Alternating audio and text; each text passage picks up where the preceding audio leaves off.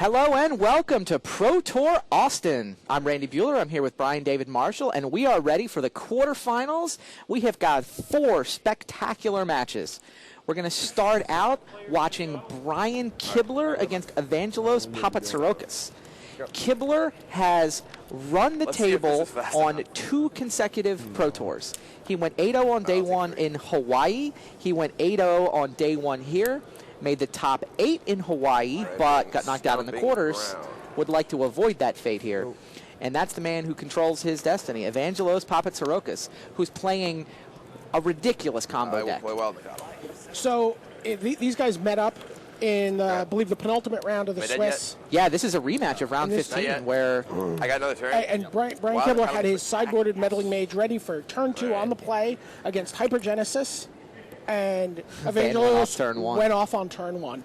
Yeah, Kibler is running a Zoo deck. We've been calling it Rubin Zoo because Hall of Famer Ben Rubin put the build together with multiple different innovations. I've got another Punishing Fire with Grove of the Burn Willows was really good. He's got a couple Nakados coming out. That's the plan for Zoo. You're like disappointed that you only have like Upper Janitus for me or something? But yeah, Kibler knows that one Cascade spell, any Cascade spell in Evangelos' deck will turn up Hypergenesis. And there's the Spirit Guide.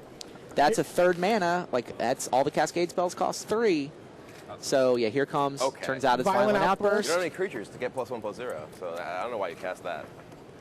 And now what's going to happen is he's going to reveal cards until he sees a spell with mana cost less than 3.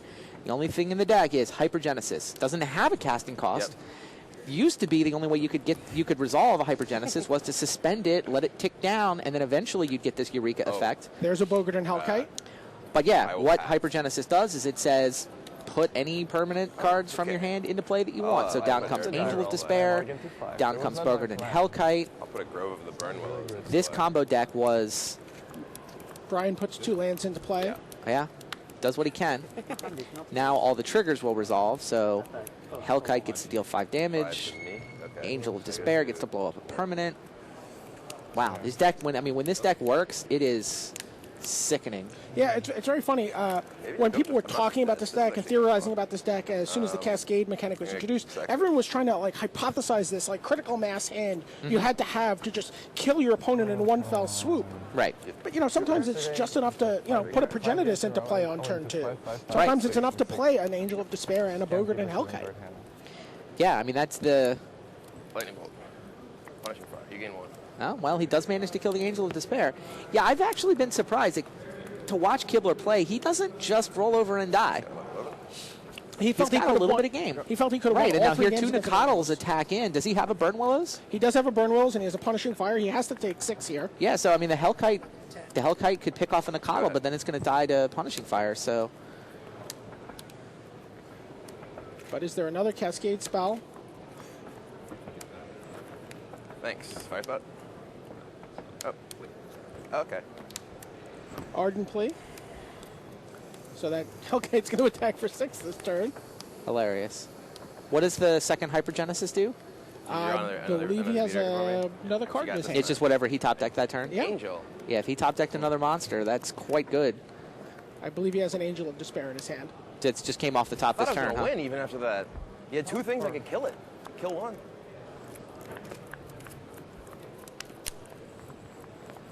But Evangelos is still at 10 against the burn deck. Yeah.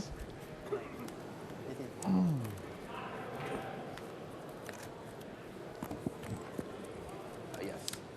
Yep, there's Angel of Despair. Came off the top, so... To kill the Grove of the Burn Willows.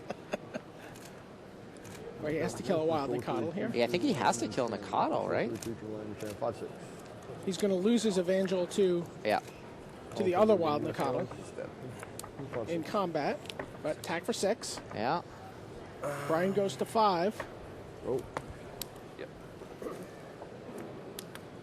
So it really becomes a question of what burn is Brian holding. Oh, turn Punishing Fire. You go to 11. Oh, brings back Burn Will. Brings back Punishing Fire. With Grove of the Burn Willows. What a just amazingly elegant combo that is, and they were the only team that seemed to have found that. I didn't see anybody else playing it. I mean, it was essentially the Michigan crew, I guess, for lack of a better word. Herberholz, Nassif, Chapin, Rubin, Kibler. It's the worst ever. Dave Williams was playtesting with that group. I mean, there's a lot of Magic talent there, and they found this just amazing combo. A number of them built a control deck around that engine. I mean, that was the deck that Nassif and Chapin and Williams played. It was sort of a gifts ungiven deck with a Yeah, Light from the Loam package and a Punishing Fire Grove of the Burnwillows package. Thank you. And then Ruben put it into this Zoo variant here, which may be closer to Big Naya than Zoo. So Evangelos chooses not to block. He's gonna go to 8. He gained a life off of the Grove of the Burnwillows. He says, if you have 8 points of burn, just let's see it. Yeah, but he wants 2 different 5-power flyers to attack with. Yeah. Go ahead. He points at his flyers. They tap. Yeah. I will. Kibler not dead here? No, he can kill one of them. He Lightning Helixes it, gains Oh, 3. Lightning Helix. Gains 3, and then finishes it off with Punishing Fire. Yep, Let's do it, actually. that'll do. Game 1. Is Kibler actually going to win this Brian race? goes to 3. Certainly Baneslayer off the top would be amazing, right? Right. Baneslayer's protection from Dragon's ability is actually incredibly relevant in this matchup. I mean, First Strike is good enough, right? It's fine. I'm still going to sack that. I'm going to. 7 right now. I can't take 2. Yeah. So I Kibler plays Path too, right? I got my land. Then I'm going to take 2. Look at that. All right, well, on another table, Dark Depths has done its I get thing 3. for Paulo With Vitor it. da Rosa. Yeah. Mulliganed into his combo. 1 then 5. Yeah. So. Yeah, I don't even know if you have 1. No. I'm at 2. Brian, looks like Brian cracked an Arid Mesa there. Yeah, but 2. All right. Yeah. At least. Kibler winds up at 2. I'm at 1. Meanwhile, Martin have it. Yuza had to mulligan to Yeah. 4 against Naomi Shimizu, and Shimizu has taken game 1 of that match. So Paulo up a game, Shimizu up a deck. game. You had, Kibler, like Baneslayer off the top, If you have 3 That dragons. would be beautiful. Path off the top, You're Path to nice. Exile off the top. Basically 1 5-power dragon, and Kibler's at 1. Kibler's at 1. Van is at 9. Well, if you draw the land. Doesn't look like it's a dead draw. I didn't see what it was. Thank you. Kibler certainly going through the motions. Why is the token not attacking? Oh, wait, I have this guy. Isn't that a 1-1? Oh, Brutal. still not enough. Oh. No. Kibler. All right. Close. Van has taken game 1. Hypergenesis went off on turn 2. And Kibler made a run at it. He killed 2 different Angels of Despair. But he needed a third answer. There were 3 fatties. Vangelos had to go off the second time. Yeah. You know? And not only had to go off a second time, but had to top deck. Right. He had to A top deck a creature creature. to go off a well, second you time. don't go off the second. I mean, everything you have Yeah. comes down the first time, right? Interestingly, Looking so good. so Actually, Brian the said that the monsters first look game of good. this match is terrible. Yeah, he has very little answer. He can't really disrupt the Cascade and Hypergenesis combo from going off. His whole game is to try to race, so hopefully it's not till turn 3. And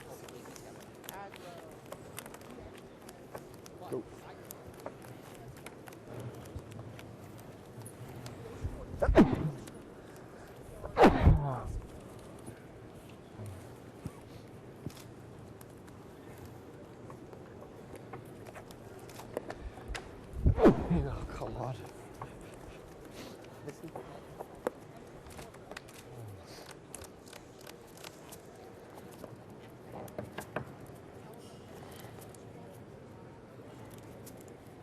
How many cards are in your deck?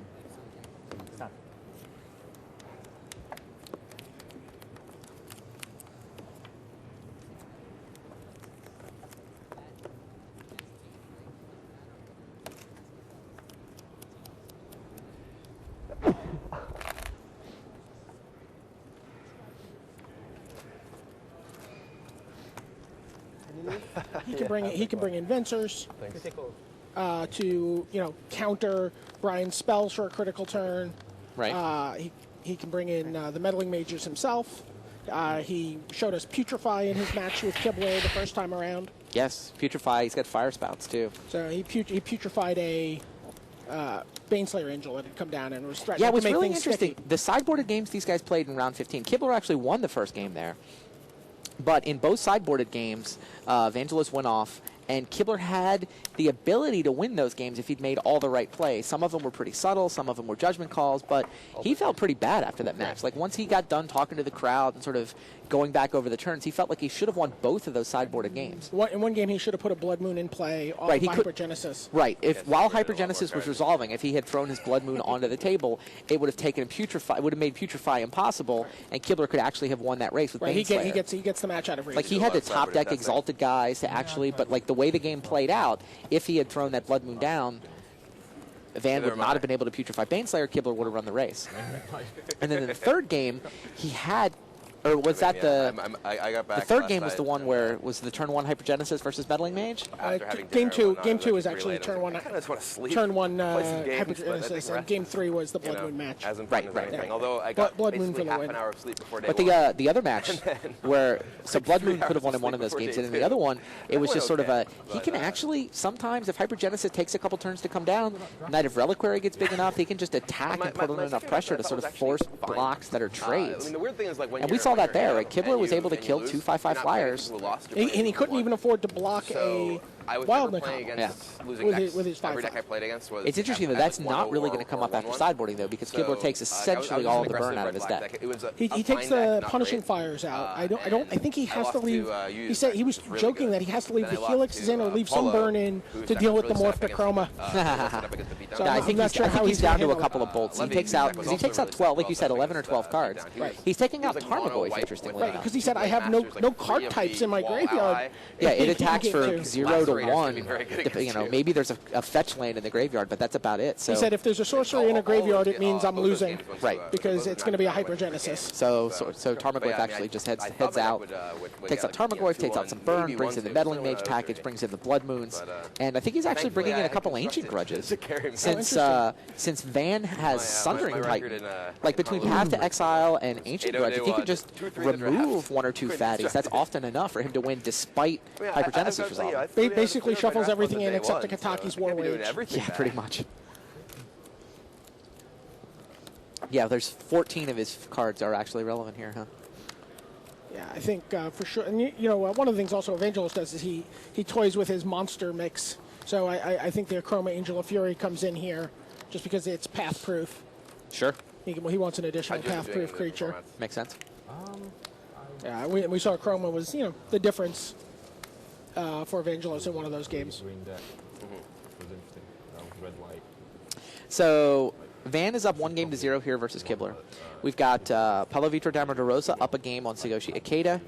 Shimizu up a game on Martin Yuza, and I'm pretty sure Watanabe and Burton are still in game 1. So we haven't really made our picks for this tournament yet. Yeah, we had a conversation in the wrap last night, but Yeah, Lynx. you've had a chance to study the deck list now. You've had a chance to sleep on it. What do you think? What's the story here? So looking through the brackets, I like Paulo over Ikeda.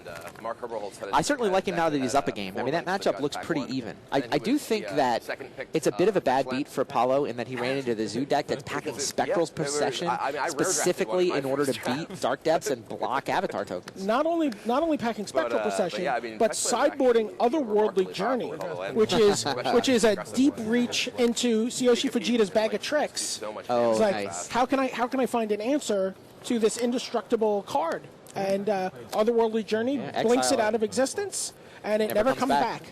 back to the depths from whence it came. Nice. Tsuyoshi Fujita is so good. Yeah, and what's key about that card also is because Path to Exile should be fine, but the Dark Depths decks, either main deck or sideboard Chalice for 1 for protection against Path. Oh, and Otherworldly Journey costs mana. 2. Oh, that's awesome. So That's really good tech. yeah, it's a really interesting card in this matchup. Both interestingly, and this happens a lot when you don't have an American player in the matchup, both players feel that they're a 45-55 underdog. Yes. Yes. No confident American to say, I'm going to win. They're both like, I think my opponent's advantage. Paulo had the most interesting take to me. He said he thought he was a slight dog, but not nearly as big a dog as, say, Jamie Park at Worlds against Paulo.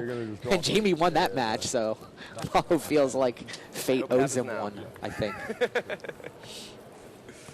So Paulo up a game now, so you got to like his chances now that he's up a very game. good answers to Blood Moon. Pretty even matchup from my read, and that's the Dark Depths combo against that's the the one Zoo card that's that I loaded played that way. exactly that Zoo read. also does some Nighty Reliquary to go get the one Ghost Quarter that comes in out of the board, so I like now Acade has definitely got game. The red decks that just go like. Yeah.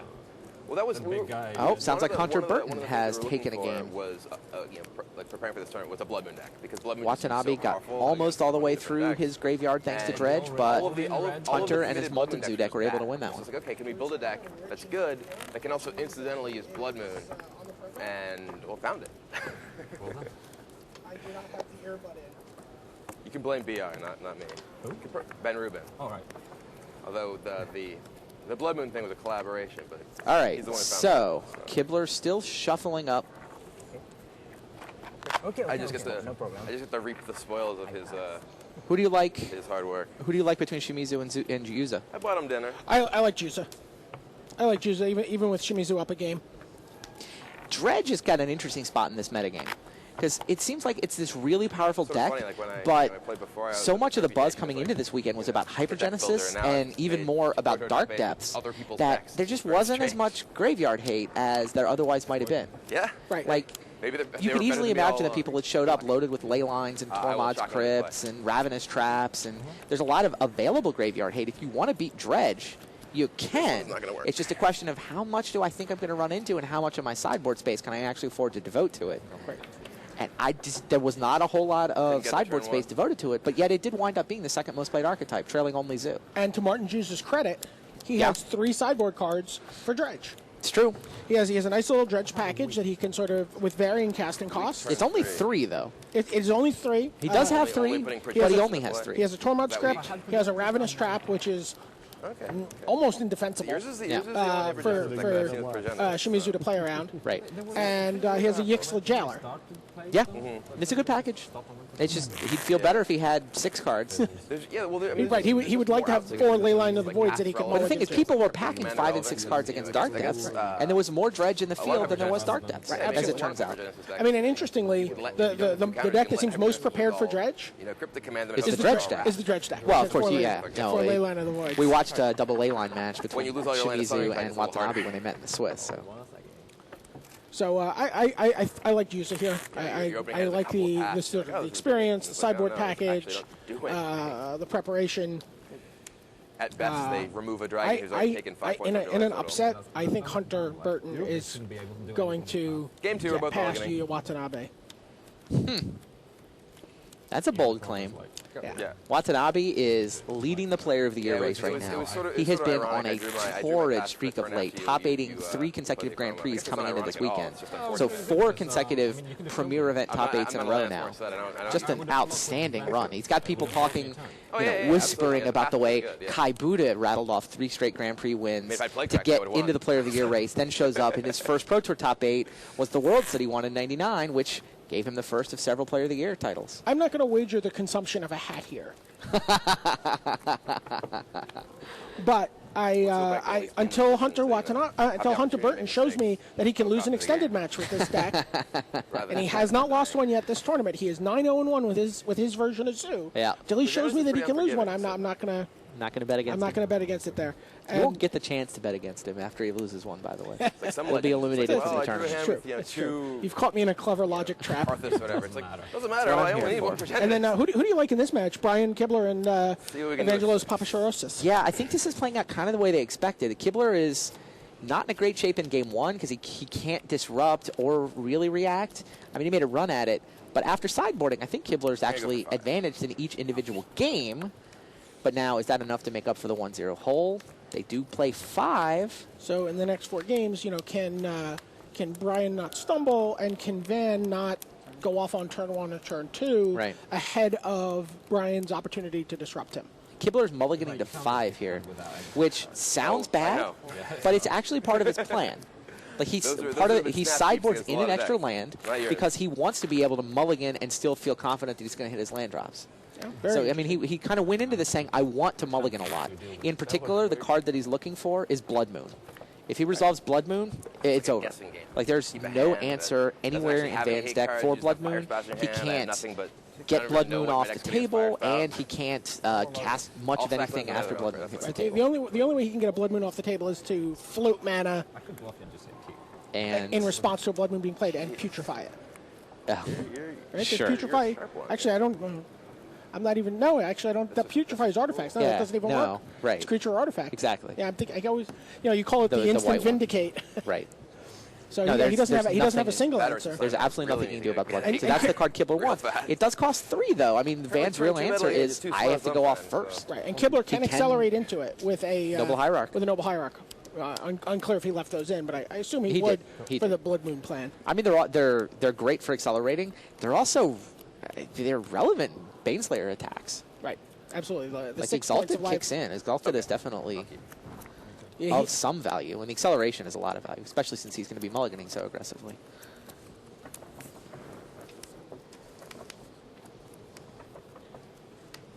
All right, where are we? So, is that a Gemstone Caverns? It is a Gemstone Caverns. I'm like, I thought That Kibler doesn't was look going well. Am I first. answering one? What's going on? Why is oh Gemstone he, Caverns? he just hijacked the play. All right. He Well, did. He has to remove Fire Spout from the game, but he gets to start the game with Well, here's my turn one play. Strip mine you. oh, It's really strange to go first and strip mine your opponent immediately. crazy. Your turn. Yeah, there's the Ghost Quarters. Kibler brought in those 4 Ghost Quarters. I mean, Or I running 4 Ghost feel Quarters. surprised that Evangelist wouldn't have at least one Maybe a temple basic card. land that Basic he land to go get. Take 3. could go get with his. He has to know this path to exiles. He has to feel like there's Ghost Quarters just because of the, hype around the Dark Depths deck. It's true. Right, Ghost Quarter is here in Brian's sideboard for the Dark Depths matchup. Right. Because that deck cannot go off in the face of a Ghost Quarter, Right. or in the face of an active Knight of the Reliquary in a deck that has Ghost Quarter. Go ahead. Yep. You see All a right. wild So Nakatl? yeah, Nakatl comes 2/2. out for Kibler. Cards. 3. Van plays another Am I land. dead? Asks, "Am I dead?" He can Violent Outburst this turn. Yep. Does he want to wait and draw another card? Can you see his hand? Yeah, he has a Simian Spirit Guide, a Violent Outburst, a Bogart, and Hellkite. Okay. So- So he could Hypergenesis for 1 Hellkite here, but chooses not to. Right. He knows Brian doesn't have a lot of cards in hand. He's probably not worried about Brian's response to Hypergenesis I mean, maybe not. too much, but I think he wants to see if he can draw a Progenitus, see if he can draw a Retachroma, something else. 3. Take 3. Nakatl. There's Basic another Nakatl. Mountain and second Nakatl for Kibler. So the land came off the top for Van, so he still has the ability to get Resolve Hypergenesis, but all he'll get is a Hellkite. He doesn't think that's good enough, so he's choosing to Well, he does wait have- and try to draw more. Those You're not beating me. are storage lands. Violent outburst. Ah, Paulo Vitor up 2 games to 0 now. Uses Engineered Explosives to clear away the Spectral Procession tokens. Get in there for 20 with his Avatar. Blood Moon. Meanwhile, Yuza put enough pressure on to take game 2 versus Shimizu. That one is tied at 1 game apiece. Kibler smashing with Nakatls here. He didn't get the... Oh, there's Blood Moon. There's the Blood Moon that Kibler has been so interested in. Okay. Spirit. Yep. He responds with a Violent Outburst. Oh, funny. 2 cards? Goes off as a response. Okay. Only 1? It's a Hellkite. A So Hellkite. it'll A Hellkite's take pretty the good. guys out. On it? No, Oh, wow. you've got basics down. Yeah, it makes sense. Van can afford to wait on that because he does have the ability to go off at instant speed. 5, 4. So this Hellkite has to be good enough for him. Yeah, that's all he's going to get.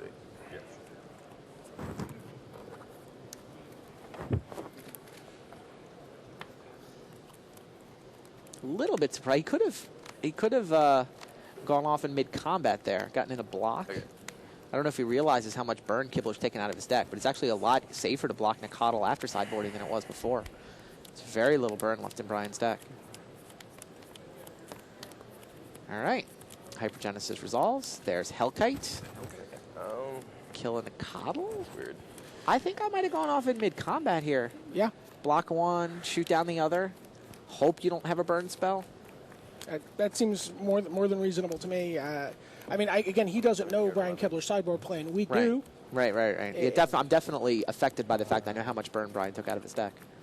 Like in game one, he could not afford to block. He would have lost his creatures if he'd been blocking. It's also very interesting how people approach these matches based on the quality of their playtest partners. I mean, Brian has probably the best playtest network, 17. out of most people who are going to make a top 8. 16, 11. Totally trying to cheat you. Fair. So what did Brian put into play? Something that got shut down by Hellkite. I didn't see what it was. My turn? Yeah.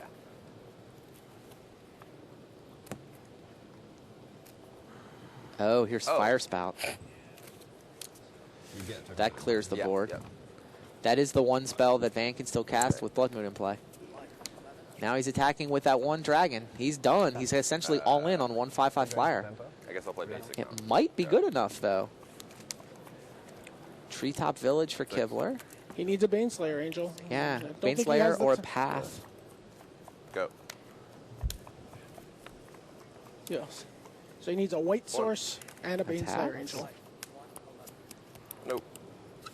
Wow.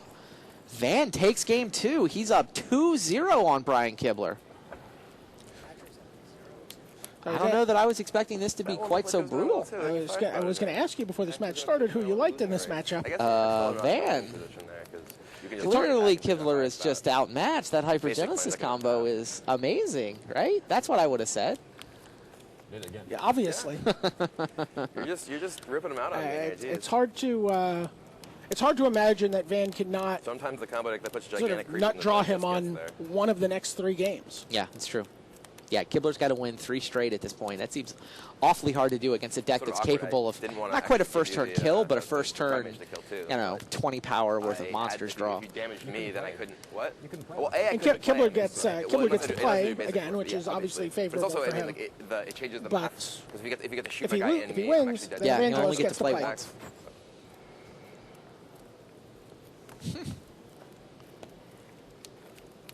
Could be another quarterfinal exit for Brian. Brian has made back-to-back top 8s.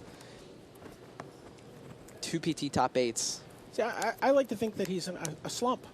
Oh, he's in a slump? Yeah, Why is he in a he's slump? only made 2 top 8s in the last 4 years. Yeah, he's made 2 top 8s in the last 2 PTs. Yeah, it's incredible. Can you recall a comeback as Multi-year impressive as this? layoff followed by back-to-back top 8s. Nothing's coming to mind. Yeah, I can't recall. I mean, we've certainly seen. We saw John Finkel and Nikolai Herzog both make a top 8, but neither of them had quite the layoff. We saw Yeah. Camille go to Grand Prix Brussels as essentially it was his one event, and it was essentially his pre-release. That's true. But that's not quite the same as going to 2 multi-format Pro Tours, Right. And emerging in the top 8 out of Both. 400 plus players both times, sweeping through day one. Clear my hand. It's true. How did you do an extended? 8-2? Yeah, the thing is that I don't want to wait that long. So- Of course, yeah. I mean, you have to. I mean, obviously, there I got some blood. So you have to the cast question it. you have to ask here You don't have any other opportunity. is, Brian Kibler has been Hall of Fame eligible for some amount of time, and certainly the layoff. He was in the year 3 class. Certainly the layoff has, kept him out of that discussion. He had 1 Pro Tour top 8 before the layoff. Yeah, his career was... His Grand Prix record was more impressive than his Pro His Tour Grand record. Prix and his Nationals. He's the Toronto win, 8 Grand Prix top 8s, plus, a couple of U.S. Nationals top 8s. Your spirit guides love you. Yeah, there you see the graphic. Toronto 97, Boston 02. A good, solid resume, but mean- has not been getting a ton of Hall of Fame If you consideration. can drop But it now, in, right, you spirit add guide, 2 I'll be more happy. Pro Tour top 8s. He's up to 3 now. It starts to get into the conversation. Certainly a deep top 8 penetration here going into, the finals or even, winning, obviously. Right, yeah, no, I think winning this Pro Tour would definitely put him in It right seems in like the he thick would of the be- seems like he would be a conversation. lock for next year with a win. I don't know about a lock. I mean, we only put 3 people in. This year, right? That's true. That's true. That you really need. If you don't have consensus, it's very, very difficult. Right, to I mean, get it. compare that resume to Steve O'Mahony Schwartz, right? Steve-O's resume. I mean, if Kibler wins this Pro Tour, it's the same three top. I mean, Steve-O has 3 Pro Tour top 8s plus a win plus more Grand Prix success than Kibler's had.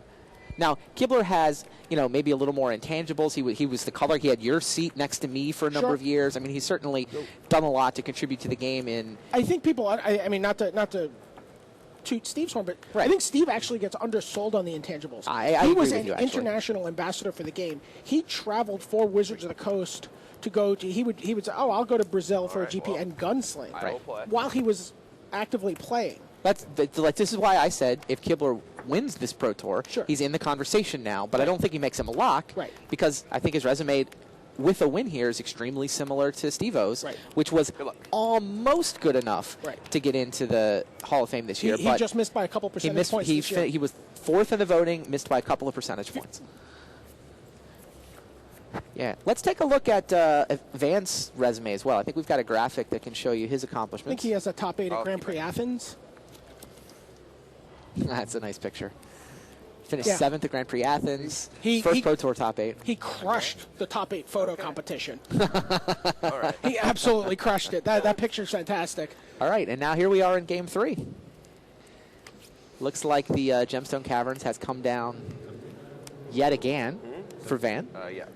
No Ghost Quarter for Brian Kibler, who's searching his deck from a fetch land.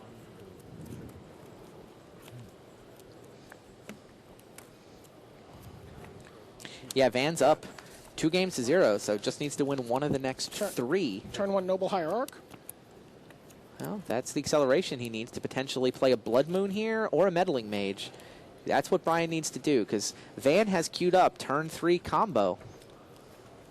I guess look, it's only a Hellkite, but Brian really wants to play either a Blood Moon or a Meddling Mage right about now. And I think this is going to be a scoop from Evangelos. Does he have the Blood Moon? Looks like he has the Blood Moon. Although, I mean, to be fair, if he plays enough lanes, he can play a Hellkite. Sure. I got the Blood Moon. He does have the Blood Moon. All right, well, that turns off every Cascade spell in Van's deck. All of his lands are non-basic, so he's never going to get any color other than red out of his deck now. And none of his Cascade spells are mono red. They're all gold cards. And you have to feel if this gets to a point where he has 8 of his 22 lands in play to cast a Hellkite, Brian will have some answers. Yeah, mathematically, it's hard cast Hellkite, hard cast Retachroma. Those are the ways that Van has, that his deck has been reduced down to like 3 cards. Brian can now start Meddling Mage those creatures, right? Although interestingly, he only has red mana in play right now.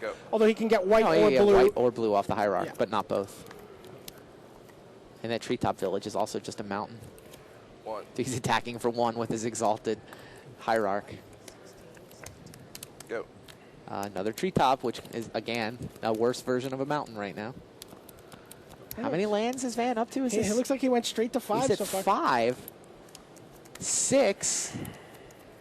Is he really going to hard cast Hellkite to win this? Go. Yeah, Kibler's got no action. I mean, he played it right. Clearly, you just wreck him with Blood Moon. The thing is, Van's only playing 22 land. Go. He's a pretty light deck in terms of total mana count.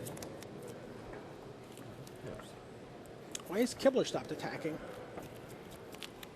Did he miss an attack there? It didn't look like he attacked last turn.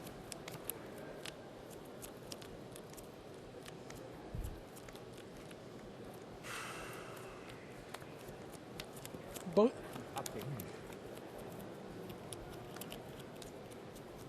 Oh, Kibler's got a... Oh, he wants to keep his white mana up is what he wants to do. Oh, he's got 2 copies of Path to Exile in his hand? Right, he wants to... Oh, because you know what? If Retachroma flips, it's got protection from white. But right now, he's in Morph range. That was a 7th land, wasn't it? Yes, it was.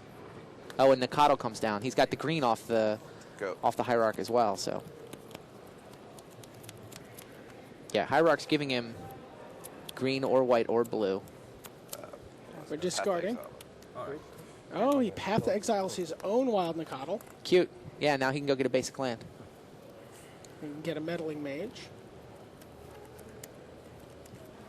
Goes for basic planes, I believe. Yep, basic planes. Yeah, and he's because that does turn on Meddling Mage. Now he can Is he going to metal the Hellkite just in time? Is that what happens here? Well, he can't name a morph, so. Yeah, he can't name Morph, so.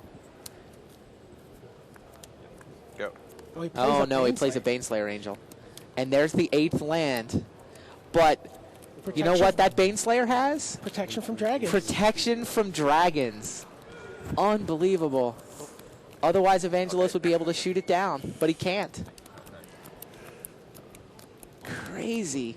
He gets to kill the Hierarch and deal some damage to Kibler's face, but He can't win this race. Baneslayer Angel, he cannot win this race against Baneslayer Angel. Protection from dragons gets it done. Brian Kibler really is the Dragon Master. Even the dragons on the other side of the table are, Yeah, there's no way are he's paying gonna. attention to There's it. no way he's gonna let a dragon kill him. Does second dragon help here? Go. 16 to 9. Cracks for 5. Oh, there's Path. Path, Okay. which is just straight up. Yeah, it's straight up Terror. better Swords to Plowshares, right? It's Exiler. Baneslayer takes another chunk. Go. Yeah, Brian's got this one. Well, he's not going to get shut out. There's another Bogart and Hellkite, but that thing just looks... Baneslayer's pretty ridiculous. Yep, and that's Yeah, you got it. pretty sure that's game. Yep. There you go. Brian Kibler takes game 3. So, Van... I didn't really have anything I could do, but I knew I had nothing to I stop couldn't do you, much, so I was just I gotta cast my Blood Moon. Yeah. You heard Brian describe The way his that my game fetches plan worked, there. It was Yep. awkward because I couldn't actually play Hierarch, get a basic, And yeah. and get I had to get basic Mountain because I needed red mana to cast the Blood Moon. I couldn't get Stomping Ground the first turn with the mana. All right. Paolo updates on the back tables. Paolo playing Sugoshi Here's Ikeda. your Ikeda has 6 Spectral Procession tokens. Looking to take the first game there. He's down 2 games to 0. Land, Ternaria, I can become the Hierarch. I believe Juza and Shimizu are I was just hoping to get some, also in game 3. Yep. just They're like, God, still I need 1 like and a 1. Nikado so I can plow it. Path it. And Watanabe playing very slowly and deliberately. Still game 2 there with Hunter Burton up a game. With the Molten Rains. Yes, with the Molten Rains. Not a card you were expecting to see this weekend. No, definitely not. Oh, you had the bridge? Well, what was the most interesting deck you saw this weekend that's not in the top 8? The most interesting deck I saw this weekend that's not in the top 8. 2 candidates. Kind of the most interesting Conley Woods always shows up with something really interesting, and he did not disappoint here.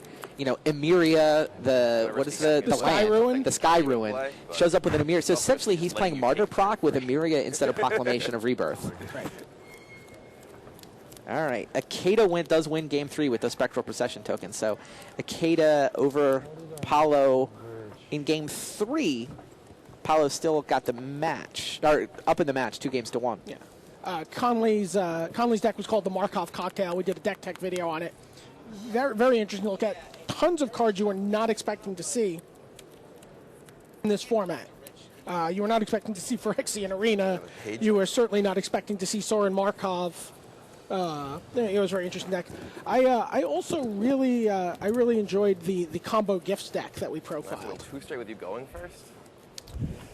which Martin Yuza has Noble Yixla Hierarch. Jailer in game 3 against Shimizu. I only have 3. It's kind of embarrassing. found one of his package pieces there. There you go. It was a mistake. So I don't know if you saw the combo gifts deck, but it was able to sort of play Dark Depths or play Thopter Foundry. Right. Yeah, my other candidate was going to be the Thopter Foundry versus the Thopter Foundry Sword of the Meek combo. That's pretty cute. That's a lot of Osip fun. was running that. There were a lot of people running that. And then your combo gifts deck had essentially both the Dark Depths combo and the Thopter Foundry Sword of the Meek combo shuffled into it. That was definitely a nice deck that I saw.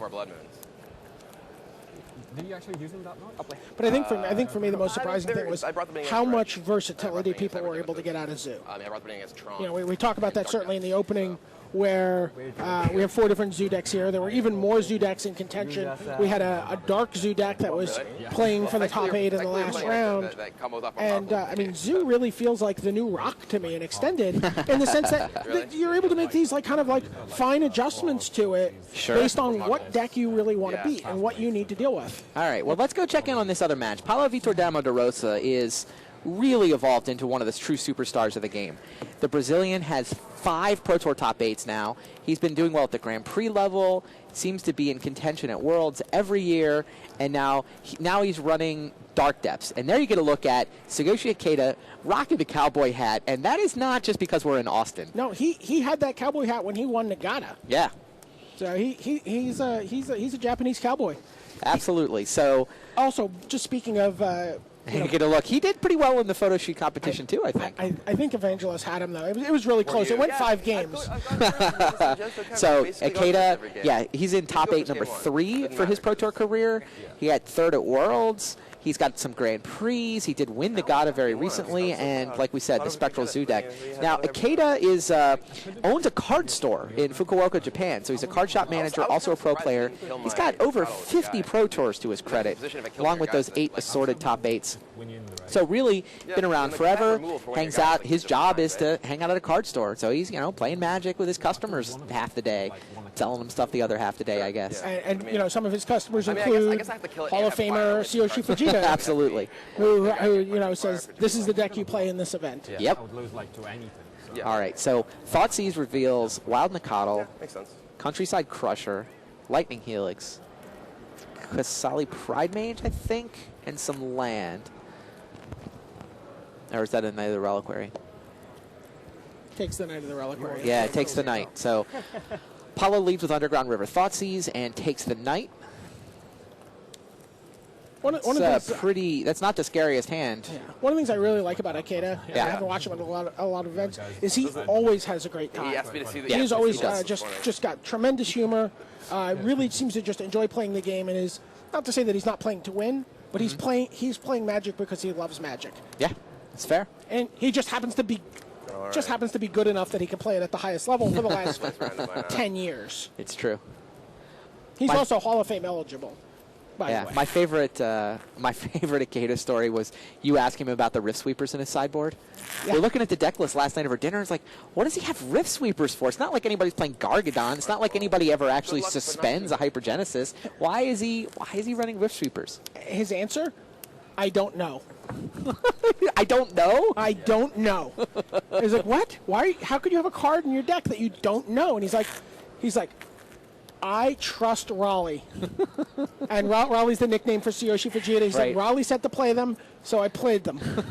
I trust him. And he said he did bring it in. He actually brought it in and played it against a Ancestral Visions in one match. I think what it sounded like, and it was sort of awkward translation, as I think that Tsuyoshi was expecting Dragonstorm to be a viable deck. Oh, interesting. And so it was against Lotus Blooms. So if you're at home thinking about the extended format for the next round of PTQs, Tsuyoshi Fujita was thinking about Dragonstorm. Well, good to know. Going for. That's really sick. You go like. All right, Ikeda leads with an Nacatl off one fetch land. If I'm playing first, and I now have he that, cracks I'll another take it. one. Keep that because it just strip mines you every turn.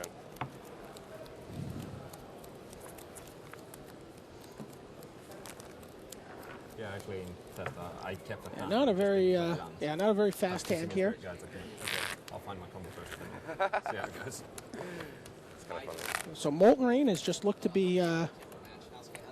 How could Molten Rain be such a huge difference maker? I guess the Zoo deck, which is just coming out and bashing early, it's more than doing the 2 damage or destroying the land. It's almost like the Time Walk. Yeah, it's effect. absolutely Time Walk. is. Molten Rain is I Time get Walk. one more turn to bash you with my guys and set you on Why, fire. one of the staff told me, like, we just keep wondering where you're going to show up. So when- Hunter Burton Like with a that fashion Molten Zoo icon. deck has now taken game 2 from Yu Yu With my Watanabe. white Yeah. suit. So 2-0. I mean, clearly. Look at this. Oh yeah. Should I keep So it sounds like we're going to get an update on the Kibler Papasaurus match. I like compulsively shuffle things. So, like when I'm at a bar, I'll shuffle We coasters. see Paulo Vitor Damadurosa tutoring for Dark Depths with Teleria West. There's so much tutoring available for the Dark Depths deck. Yeah, it It's- really does a tremendous amount of redundancy. Yeah, you have the Teleria West to get the land. You have the Muddle the Mixtures to get the Vampire Hexmage. There's Beseech the Queen if you'd like to play that. I'll keep. There's a Countryside Crusher from Ikeda. I I saw a black, white, green version of the Dark Depths deck that was running Shred Memory as its transmute card. I actually saw Gabriel Nassif get his Gifts Ungiven shredded, in a match in the feature match area.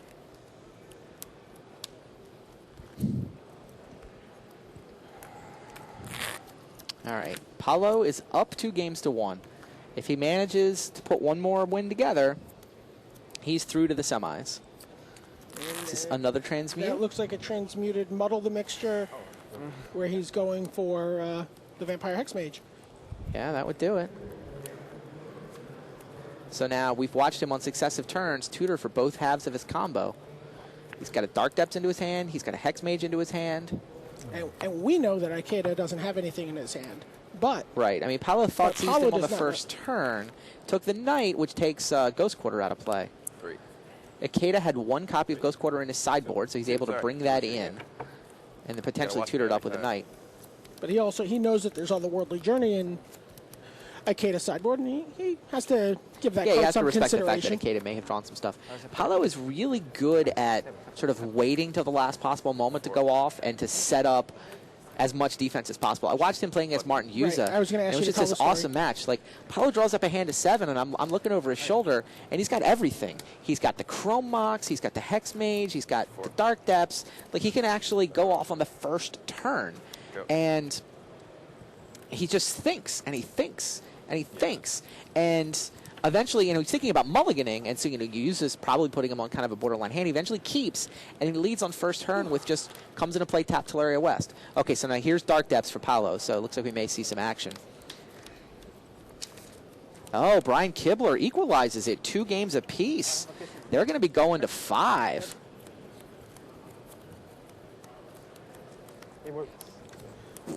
Really looks like hard to imagine a scenario where Paulo loses this. Yeah, Paulo looks to be in good shape here. He's got plenty of Muddle mana. the Mixture backup. That's the thing. Like in the story against Yuza, that was the other thing. He decided instead of going for it on turn 1, he could go for it on turn 3 with Muddle the Mixture backup. And so, set up where he doesn't lose to path. The Zoo deck can't beat you in 2 turns, so really, really just learned so much about Magic watching somebody like Paulo play. So good, precise, and sort of sees ways to eke out that last edge where, I'm going to win even if you have your answer card. Plays a Pithing Needle. What is he? Discarded Beseech the Queen to Chrome Mox to get an extra mana source. So what does he needle here? They often want to catch He's game in it. 5. Well, Oh, he's going to force Ikeda Ikeda has to to sack his react. fetch land.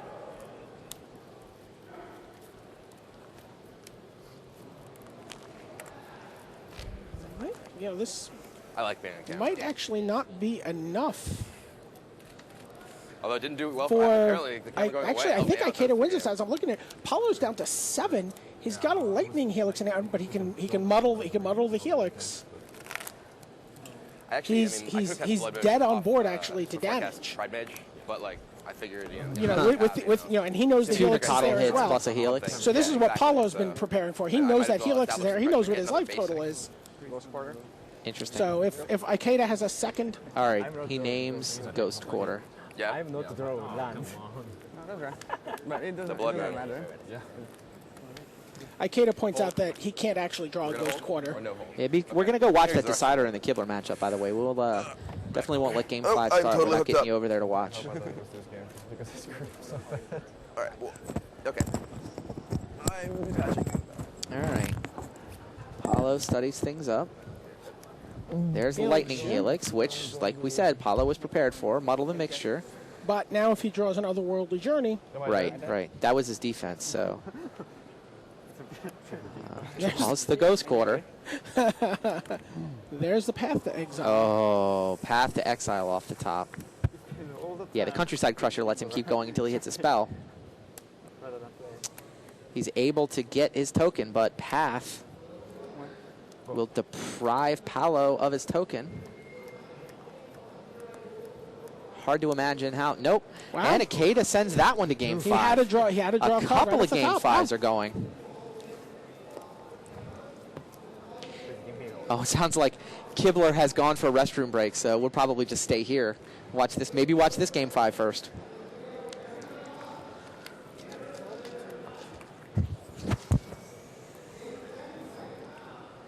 Interesting. So Paulo took the first 2 in this? He did take the first 2, and then Ikeda's come back. All right, but both players played that game, to my eyes, perfectly. I didn't see anything, that's for sure. And Ikeda said, you have the model. I'll try to kill you now. Yep. And if not, I'll hope to draw the right card on my turn. Yeah. We always These talk guys are quite good. I mean, like we said, there's now 8 Pro Tour top 8s between these 2 guys. Yeah. And, Pretty impressive players. And it's funny. It's always amazing to me. I mean, Ikeda, after 10 years, seems to be playing some of his strongest Magic now. I don't know if you remember, but he had a strong finish in Hollywood, playing the crazy mono red Shaman deck. Oh, that's right. That deck was cool. Yeah. So he was playing with Rage Forgers and finished deep into the money. I don't remember if it was a top 32 or Paulo. top 16. He got a bit of a slouch going, kind of staring at the table. I think he thought that was his game. Yeah. He had the whole combo stitched together with the muddle backup. He's normally he normally wins those games. Ikeda looks so happy, smiling, sitting up. I mean, he looked happy when he was in the hole. Well, that's probably true. But, I mean, it grates on you a little bit. Paulo was up 2-0, thought he had it.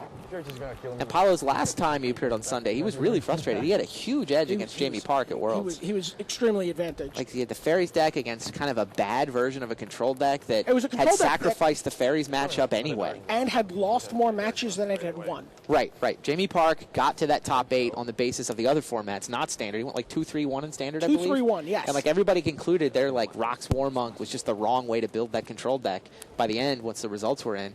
And yet there Jamie was, shuffling up, and he knocked out Paulo. Went on to finish second at Worlds. So Paulo has not had the best Sunday success. Like he's got to be a little bit frustrated at some level. Right? He doesn't even have a finals appearance. Has he made the semis yet in 4 appearances? Didn't they make a finals appearance in Charleston? Or was that Japanese on Japanese? Yeah. That's right. Part of Ralapumba in that team.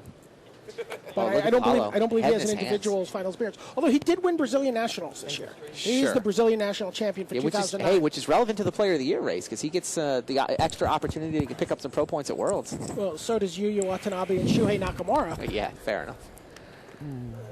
Yeah, Paulo trying to claw his way back into the race. He's up to 7th. He sort of closed the gap with that pack of 6 people, but needs to pick up another 1 or 2 if he wants to be right in the thick of the Player of the Year race. There you get a look at Ikeda's hand. Paulo's the one thinking about a mulligan. Paulo really staring at that hand, trying to figure out whether that's the hand he wants for Game 5. Now, you described the Martin Juza... Yeah, it could be that he's thinking about his turn 1 play. Can you tell that story? That's sort of the story behind the story of him. Sure. Maybe I could go off on turn 1. Right. Paulo is thinking, during mulligan, stares at his hand, Juza staring over, puts him on a mulligan debate. Well, this time it is a mulligan debate. Paulo decides to cash it in. But in that game, Paulo goes off, and like when the game ends, Juza looks at him. He's like, "What were you thinking about?" And Paulo says, "I was trying to figure out what to play on turn 1." And it's like, well, but then he's like, "Yeah, I mean, if he goes into the tank on turn 1, then he telegraphs his hand. Like he can't, keep and then think about it." Now he gives so much information to Martin. So yeah, really smart. Juza pumps the fist from the back table when he hears that Burton is up 2-0 on Watanabe. Yeah, Juza's really taking this Player of the Year race seriously. Yeah, and he came into this. He wants it. When I talked to him about it on camera, he played it cool. He's like, I just want to be level 8. That's all I really want. That's all I'm worried about. Sure. But off camera, he has been like, do I draw with Yuya if I could draw? Do I try to knock him out? Does he try to knock me out? Right. And in his mind, it is a 2-player race. Well, they are 1-2 at this point. Yeah. And they are definitely 2 of the hottest players on tour, 2 of the best players on tour. It was not very close to 1-2 coming into this tournament. Well, no, Yuya had the slight lead at 1, and Martin was around 6th, but only 8 points back. Right. So by making this top 8, Juza has leapfrogged Nassif and LSV and Saito and Shuhei Nakamura. You don't even have to show up. Ooh, Paulo mulligans again. So He's what- headed down to 5. Both hands had Dark Depths as their only land. Right, and Dark Depths does not actually produce mana No. unless you have an Urborg. Urborg in play. Yeah. It's actually one of the reasons they run 4 Urborgs is they really would like Dark Depths to tap for black. Yeah, you can't really count it as a land. Right, You have to right. count that as a would be spell sort of cheating slot. if Exactly. No one would ever suspect it. Look at my like life total things. Like, oh, All right, Paulo not feeling real good about the mulligan to 5. Looks like Akeda might be able to come all the way back. And up on table A, Kibler may also be able to come all the way back. Remarkable. After a Grand Prix where I got second, he came up to me. He's just Dark, like, dark blast? please don't ever That's cheat. why they played 3 out of 5. But again, Paulo's playing a very powerful common deck. He won't be able to go off on turn 1. He just wouldn't have enough cards. Sure. But But yeah, it considering- doesn't not like he Like, needs a entire giant hand in order to Look at win. these 80, it's ridiculous. Like some of them are like, marked out of the pack, and then you need like, He needs 2 cards and 2 additional lands to go off. Are those the cards? thankfully they gave me 2 packs yesterday. So. Broken sleeve. Kibler has returned from a restroom break, Oh, still yeah. shuffling up. That's what happened. Like we said, we'll make sure you get game 5 there. They're off to the races. Talaria I had to West go on buy turn 1 sleeves for during Paulo. one of my rounds yesterday because I broke a sleeve and was out of Your replacement. library now? Man. Look at this. They're all coming And apart. Akeda. This These is are all a broken. chalice for 1. Ooh, Chalice for 1. Yeah, that takes a bunch of creatures out of play. It also takes Path out of play. Well, we're sleeving for like this game. By the way, that's not a card Martin Basically my Juza wants third to deck. see if they were to both emerge from this bracket. Chalice. Chalice Oh, for- Martin Zoo deck is 16 1-drops. Oh, Paulo's hand is Explosives, Threads, and Muddle the Mixture. It doesn't sound like it leaves a lot of room for lands. No, nor combo parts. All right, so Akeda plays. Tarmogoyf? Is that Tarmogoyf? Tarmogoyf. So it's a 1 power right now?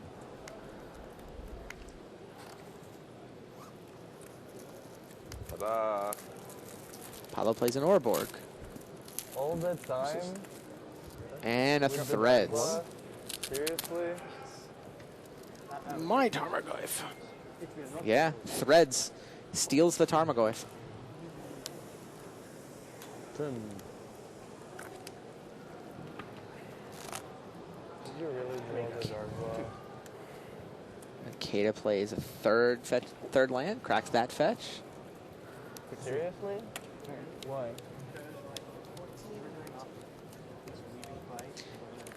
Long delay for a ruling in the match between Yuza and Shimizu.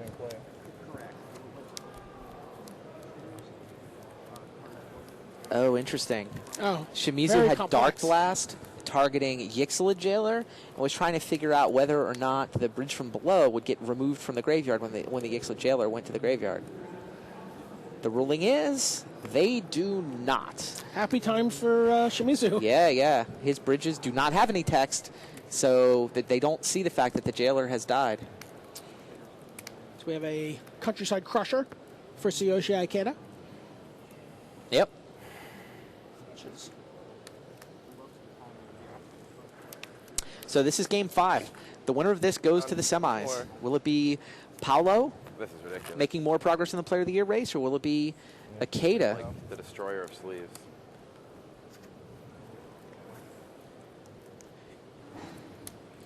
be interesting. The about Hexmage can remove Transmuting Muddle for Paulo. Hexmage can remove all the counters from a Countryside Crusher. Oh, that's funny. I don't know if that would possibly be relevant. That could be one of the quests we had this weekend. I liked your idea that we would all pick a quest at the beginning of the weekend, something we wanted to see. What was the one you had? My quest is I wanted to see someone remove all 10 counters from Dark Depths of the Fairway. Yeah, I almost saw it. Yeah. I saw 7 counters removed. I saw 9. You saw 9. I saw 9. I did not see anyone fully pull it off. We were calling that the full friggin' expedition. Yeah, John friggin' Rizzo did manage to cast Dark Depths the hard way twice in a side draft. He was part of the coverage team for US Nationals. US Nationals when we were in Atlanta. Kids trading card game. I may have been on the losing end of those two 2020s. You may have signed that Dark Depth. I did. Sort of like That's true. Magic Online. So you can actually, there's codes in the cards. You actually, you can upload. All right, well, Paulo transmutes for a Hexmage. In packs online. He's got Orborg, Underground Yeah, River. and it's All right, there's a cartoon. Tarmogoyf off the top for Yeah. Akeda. No I used to counters for work- the I used to Countryside work at Crusher. Breck. I was head developer for the Wild Card game. So I haven't seen that, but yeah. that's actually what Craig was talking about, the tournament that was here last weekend. So 2-3 Tarmogoyf now with the muddle in the yard. Yep, not quite big enough. for blocking. Yeah, all I do is play games. It's a rough life. And break sleeves, apparently. Those are my two full-time jobs. It's Interesting I mean, how Ikeda's hand is mostly 2s and I mean, 3s. he was obviously aware of Chalice. I mean, this was something that Tsuyoshi was aware of Give them enough time for a in the construction of this deck. was they're that apparently Chalice was getting by to a problem for him.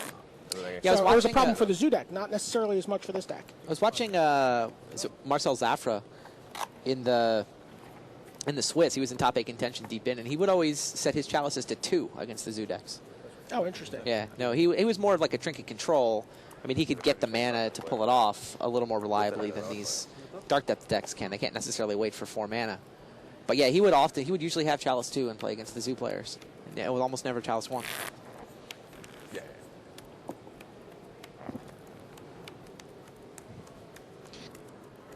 Seems like I could have played any other matchup. What the fuck, man? So that's a 4/4 Knight of the Reliquary that's come down on Yeah, I mean, I think your matchup, I mean, obviously the dredge decks are Ikeda's side of the table. and the other Zoo decks. And, the uh, Zoo decks, Anything whatsoever. they have You gotta go from that Paulo. doesn't do anything. Yeah, that doesn't do anything. They Countryside can't kill Crusher you. refuses to see any The land. Tremble Flames can kill you pretty fast. Yeah, but I can probably kill them faster. So. Well, I mean, like if you don't have like if they're going first and you don't have a turn 2, like I guess you kill their land. Yeah, you actually have a very different plan than a lot of them. Like you don't actually have to kill them that I turn. obliterate them. Yeah, you just destroy all their land, so they can't really tribal flame call. So interesting. Yeah. Yeah. Ah, Yu Watanabe has taken a game from Hunter Paulo's probably your Burton. worst matchup than So that one's headed to 4. everyone else. See if Watanabe can come all the way back, like Ikeda is attempting to, and Kibler is attempting to. Meanwhile, Oh, did Yuza, he offer the draw? Well, after I won, but the thing is, I wasn't. yeah, Yuza v Shimizu is still at 1-1 because of the big delay. So I wanted to give him the draw, but So active Knight now means Ghost Quarter I mean, is you an wouldn't really issue know how for Paulo. True. So the Knight can, at instant speed, sacrifice a Plains or a Forest, go get a Ghost Quarter, and even with a Hex Mage on the table, strip the Dark Depths in response to the Hex Mage's ability. Well, you don't do it in response to the Hex Mage. You wait for the Hex Mage to resolve. You put the trigger on the stack, Sure. Yeah. and then kill it. So really, if Paulo is at a point now with the Ghost Quarter and sort of relevant, Yep. he needs 2 Hex Mages. And a No, Dark 2 Hex Mages doesn't do it. 2 That's Hex my Mages point. won't even do it? You cannot because assuming the Ghost Quarter 'cause you player wait till the plays sec- it correctly and waits for the trigger to go on the stack, the second Hex Mage doesn't help you.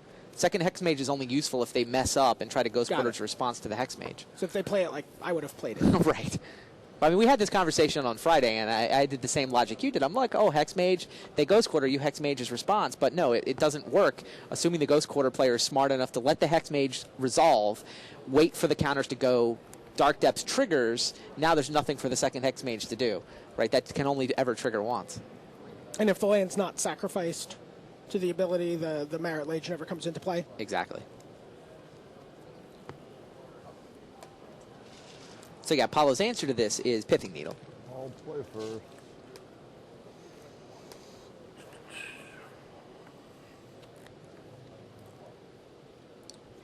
It's got Besiege the Queen to potentially go get it. Says Can also, I guess, explosives for 3? He's just blue and black mana. I don't know if he can I don't think he has a way to get deal a with the third color. knight. It's also only 1 Ghost Quarter in Ikeda's deck. He can, in theory, feed 1 Dark Depths to it, and Right. the second one will work. Ikeda points to the Chalice. Nice card. That's completely disingenuous, right? It's doing almost nothing, and Ikeda's trying to trick him. He's got a dead Nakatl and he's got a dead Path in hand. Yeah, Dead Path is relevant, that's for sure. 17. Transmute Muddle. What does he get here? Does he have a 2-mana answer to this whole Ghost Quarter problem? How about a Doomblade? Oh, Doomblade, sure. There you go. Doomblade guy will be Yeah, happy. this is why Doomblade's available, right? You want to be able to muddle for a creature removal spell, so it's got to cost 2. Transmute Muddle for. Yeah.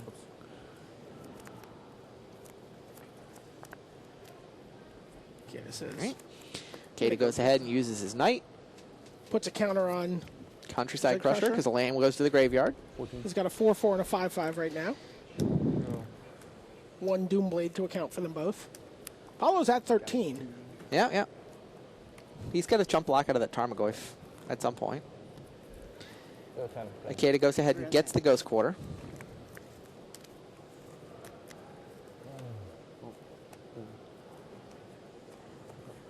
So game 5 between Japanese store owner and Pro Tour regular Tsuyoshi Ikeda and Brazilian national champion Paulo Vitor Dama da Rosa.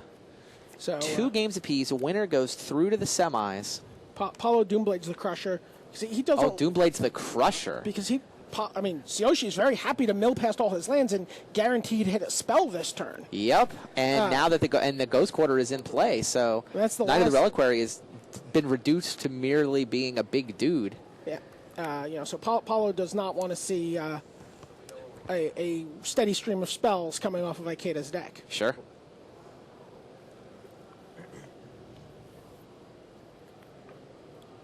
Knight's still big enough to attack for 4, 5? 5. 5 right now. At some point, Paulo probably winds up chump blocking with Tarmogoyf, and Knight's a decent-sized clock. No, it's time to chump block with Tarmogoyf. A much bigger.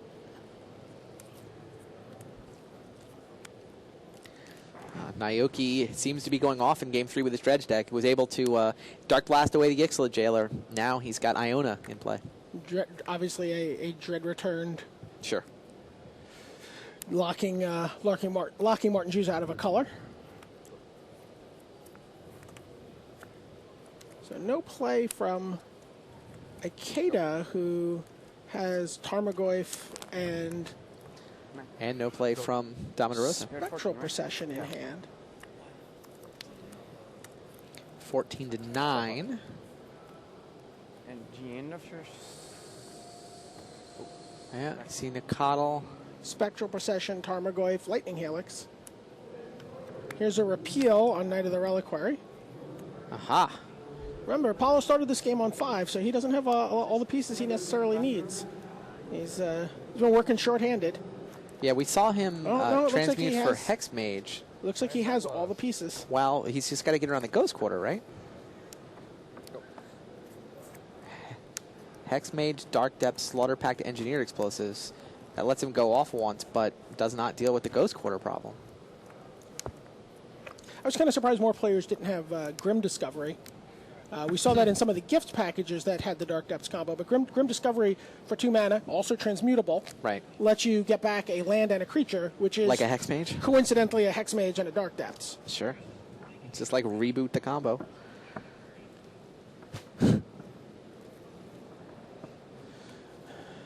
All right, Shimizu does lead 2-1. Martin Juice's got his work cut out for him if he's going to overtake Yuya Watanabe like he predicted. Yeah, Ikeda has replayed his Knight. What do you think? And he's going to add Tarmogoyf to the equation, or no? He adds It's a Pride Mage? Qasali Pride Mage, and he can now take out the Chalice. Yep. Obviously. Hard to imagine quite how Paulo stitches that together. Ended up at 1 or not, but it doesn't make it any better. Ghost Quarter looming large on. Yep. The one You Ghost just- Quarter. You just side. Knight fetched it out. Well, 1 Ghost Quarter 4 Knight of the Reliquary, right? Right. Such an efficient use of a sideboard card slot. It's only 1/15 of your sideboard, but in the matchup where it matters, you get 5 ways to get it into play.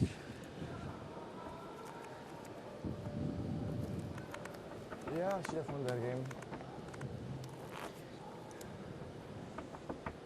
I'll play first. Paulo trying to figure out how to stitch this together. He's got the combo in hand, but he cannot answer the Ghost Quarter. And he had a 2-0 lead in this match. Yep. He was up 2-0. He was feeling really good. So he's Engineered Explosives, For 2, so he can kill the Pride Mage. Oh, that's interesting. Now, if you're Ikeda, do you tap your Ghost Quarter for mana so you can blow up Chalice? Like, what if Paulo goes off right which here? is what he's going to do. Does Paulo go off right here? if he can go Dark Depths for black, for Hex Mage. Wow! There's the 2020. Got it out around the Ghost Quarter. You're gonna die not playing it. The problem is, Problem the is Chalice is Chalice gone, gone. so Path is in play. And I think that's why Ikeda went for that. He figures, yeah, I might give you the window around Ghost Quarter, but I know I've got a Path in my hand. And still has a Ghost Quarter if Paulo finds the Right. combination again. Right. And I think Paulo's dream was that Ikeda would mess that up. And, I mean, Ikeda, the path Paulo was hoping for, Ikeda went down, but Ikeda had also had Oh the my path. gosh! Look at this. What's this? He just Ghost Quartered his own stomping grounds. What? He's going to probably get a fetch land here. Is that Knight lethal? That's how you don't. Oh, it doesn't matter. He's got the Helix in hand. Oh, and the Helix for the win. Tsuyoshi Ikeda, ladies and Oh! Packed. No, before that. Wow. Slaughter packed on the night. Slaughter Pact of the Night. Ikeda showed him the Helix, but did not actually cast it. Oh my goodness, Ikeda never saw that coming. Ikeda had no idea that was coming. He threw away his Ghost Quarter to go for the win that he thought was inevitable. Okay, he plays a Tarmogoyf and 3 Spectral Procession tokens, but Ikeda threw away his own Ghost Quarter to go for a win. Couldn't think of a way for Paulo to get around it, but Paulo was holding Slaughter Pact, pays it for 0. Now, of course, he doesn't want to lose the game, so he has to pay for the Slaughter Pact here. And Vendilion Click. Vendilion Click you see Helix and Have to throw away the Helix. Why did Ikeda not play the Helix exactly? not sure. Ikeda, yeah, he's just kind of lost track of what's going on. But he wins anyway. Wow. Got the wry smile from Paulo. Ikeda flashed the otherworldly journey that he drew off the top. So Tsuyoshi Ikeda is through to the semis, comes all the way back. Paulo took a 2-0 lead, but it's Ikeda who's through to the semis. And wow, yeah, just stares at the table. He got away with one there. Paulo did everything he possibly could Yes. with a 5-card hand to start the 5th game. Yes. And unfortunately for Paulo, he makes yet another quarterfinal exit from the Pro Tour Sunday stage. He played great. I mean, he acquitted himself admirably. He did everything that he could. Didn't see anything wrong with the way that he played it, but he can't catch a break on Sunday. And no slight intended here to Tsuyoshi Ikeda at all. Yeah. But I think I heard 6 sighs of relief from the other players in the feature match arena, because I mean, Nobody wants to play Paulo. Paulo is certainly the most experienced player in that group in terms of playing on Sunday. Yeah, it's true. 2-1, but it's Absolutely true. So Ikeda 3-2 over Paulo Vitor Damarosa. Paulo hangs out in 7th in the Player of the Year race, almost certainly. We both have 7. So now, meanwhile, Brian Kibler attempting to do exactly what Ikeda just finished, attempting to come all the way back against an opponent that took a 2-0 lead. Both players have kept their 7-card hands. Tendo Ice Bridge for Van off the top, and Kibler Ghost Quarters it away. Those are effectively strip mines because Van has no basic lands anywhere in his deck. Van's got the Hypergenesis combo, plays Reflecting Pool. Kibler has got a Zoo deck. Got another another Ghost Quarter, 2 strip mines off the top. And remember, but Van's drawn a bunch of land. Only 22 in his deck, so this is a land heavy draw. Remember, Just kind of what he needed. Brian Kibler brings in 4 additional lands in this match. 5. I removed the bridge. Four, yeah. 3 Ghost Quarters and the white blue land. So he can afford to throw away those Ghost absolutely. Quarters. He plays more land. He sideboards in more land. He thought he'd be able to strip mine here a couple of times. Noble Hierarch, attack for 2. That's not the But most that's- exciting play. That is Kibler, not a Blood Moon. no, Kibler wanted Blood Moon. As Van goes straight to 3, he played 5 consecutive lands, 5 of his 22. Does he have the Cascade spell that he needs? Yes, Demonic Dread. The Tribe of Flame. So Evangelos Papatsarokas That's pretty good. looks like he gets to go off. Maybe I can. He says he's got a Progenitus. Cascades into Hypergenesis. That's a lot of land. I mean, Kibler's plan was a good plan, but was unable to blow up enough lands to deny Van this Hypergenesis into Progenitus. You certainly have to keep a 2-strip mine hand in the in Oh, this yeah. matchup. Oh, absolutely.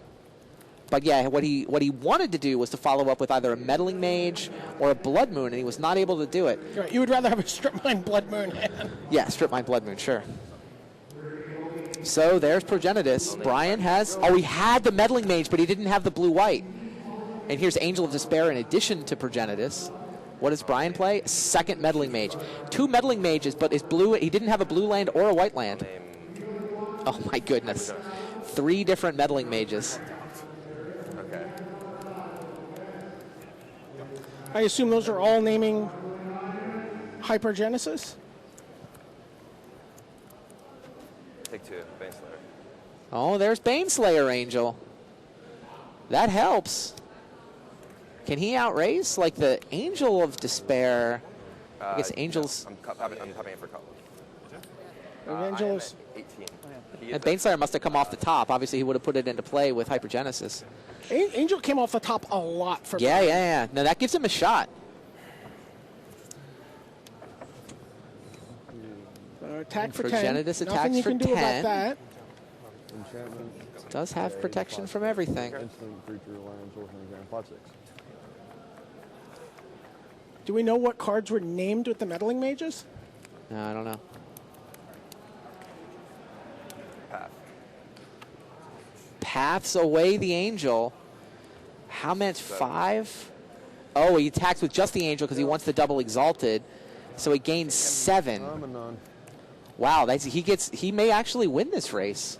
5. Progenitus cracks back for 10. That drops Kibler to 5, 12. but he's going to be able to attack for 7 up to 12.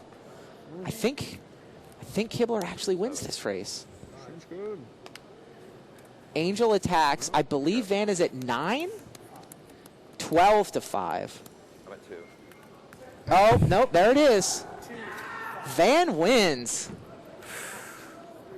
Kibler falls back in his chair. I asked it afterwards because I knew when you played the Angel. Shouldn't have told, yeah. Yeah. Wow. All right. Van took the first 2 games. Kibler tried. He managed to force game 5. He had the double strip mine draw. He had 3 Meddling Mages, but... Oh, Kibler won. What just happened? Thank you. Kibler wins. There's Paul. Oh, Kibler wins. He did go up to 12.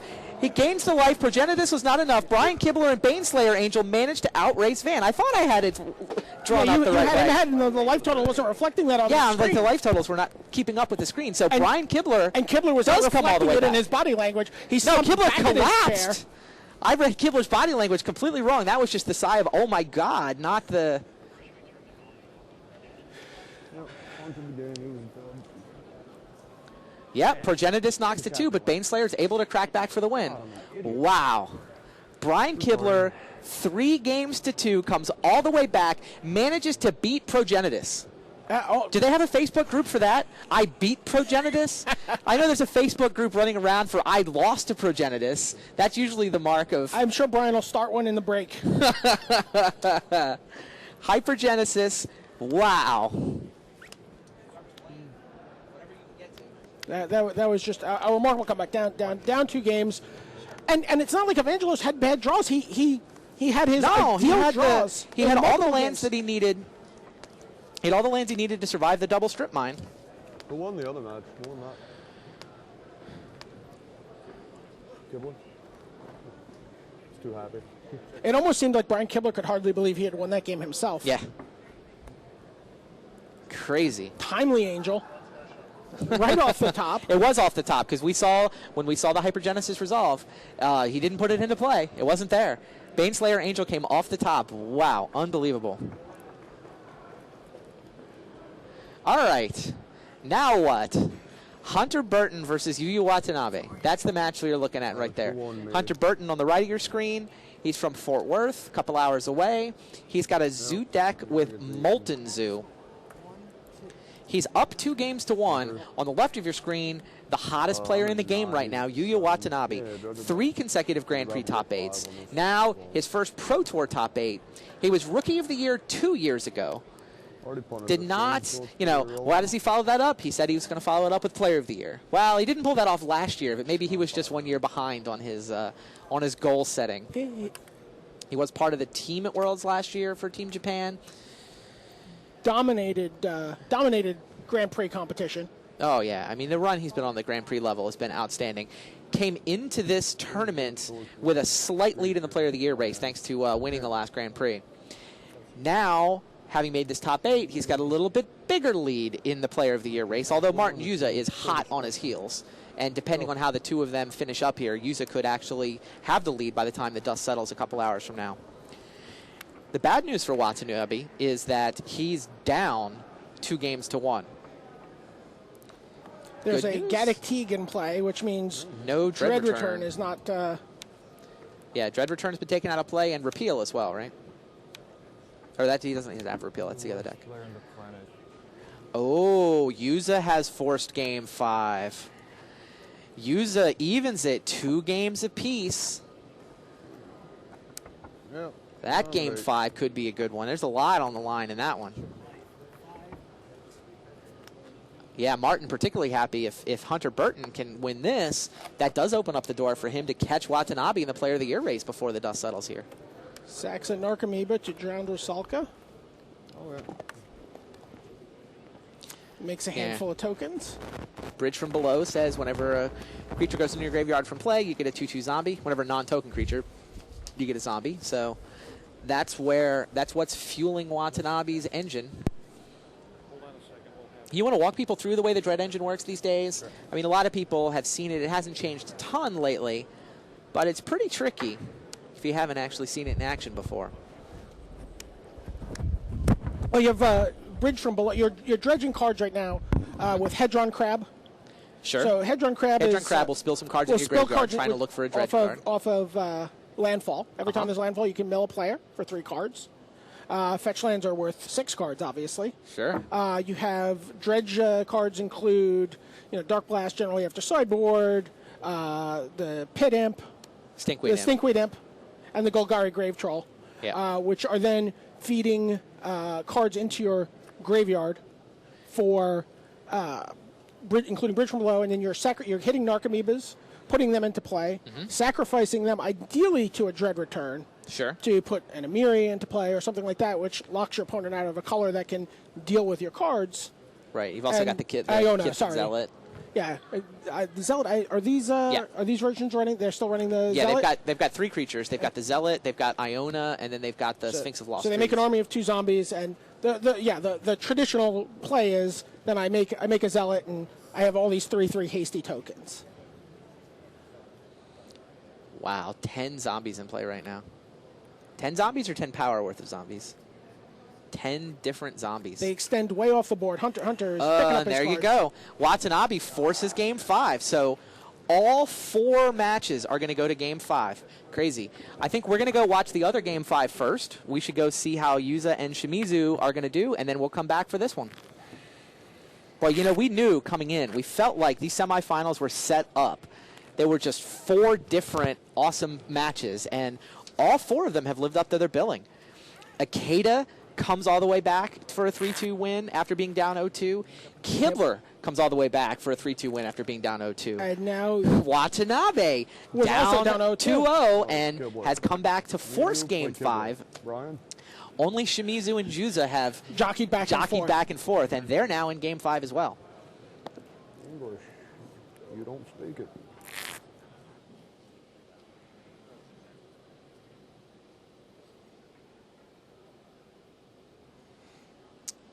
All right. Watanabe studies his sideboard, thinks about how he wants to play Game 5.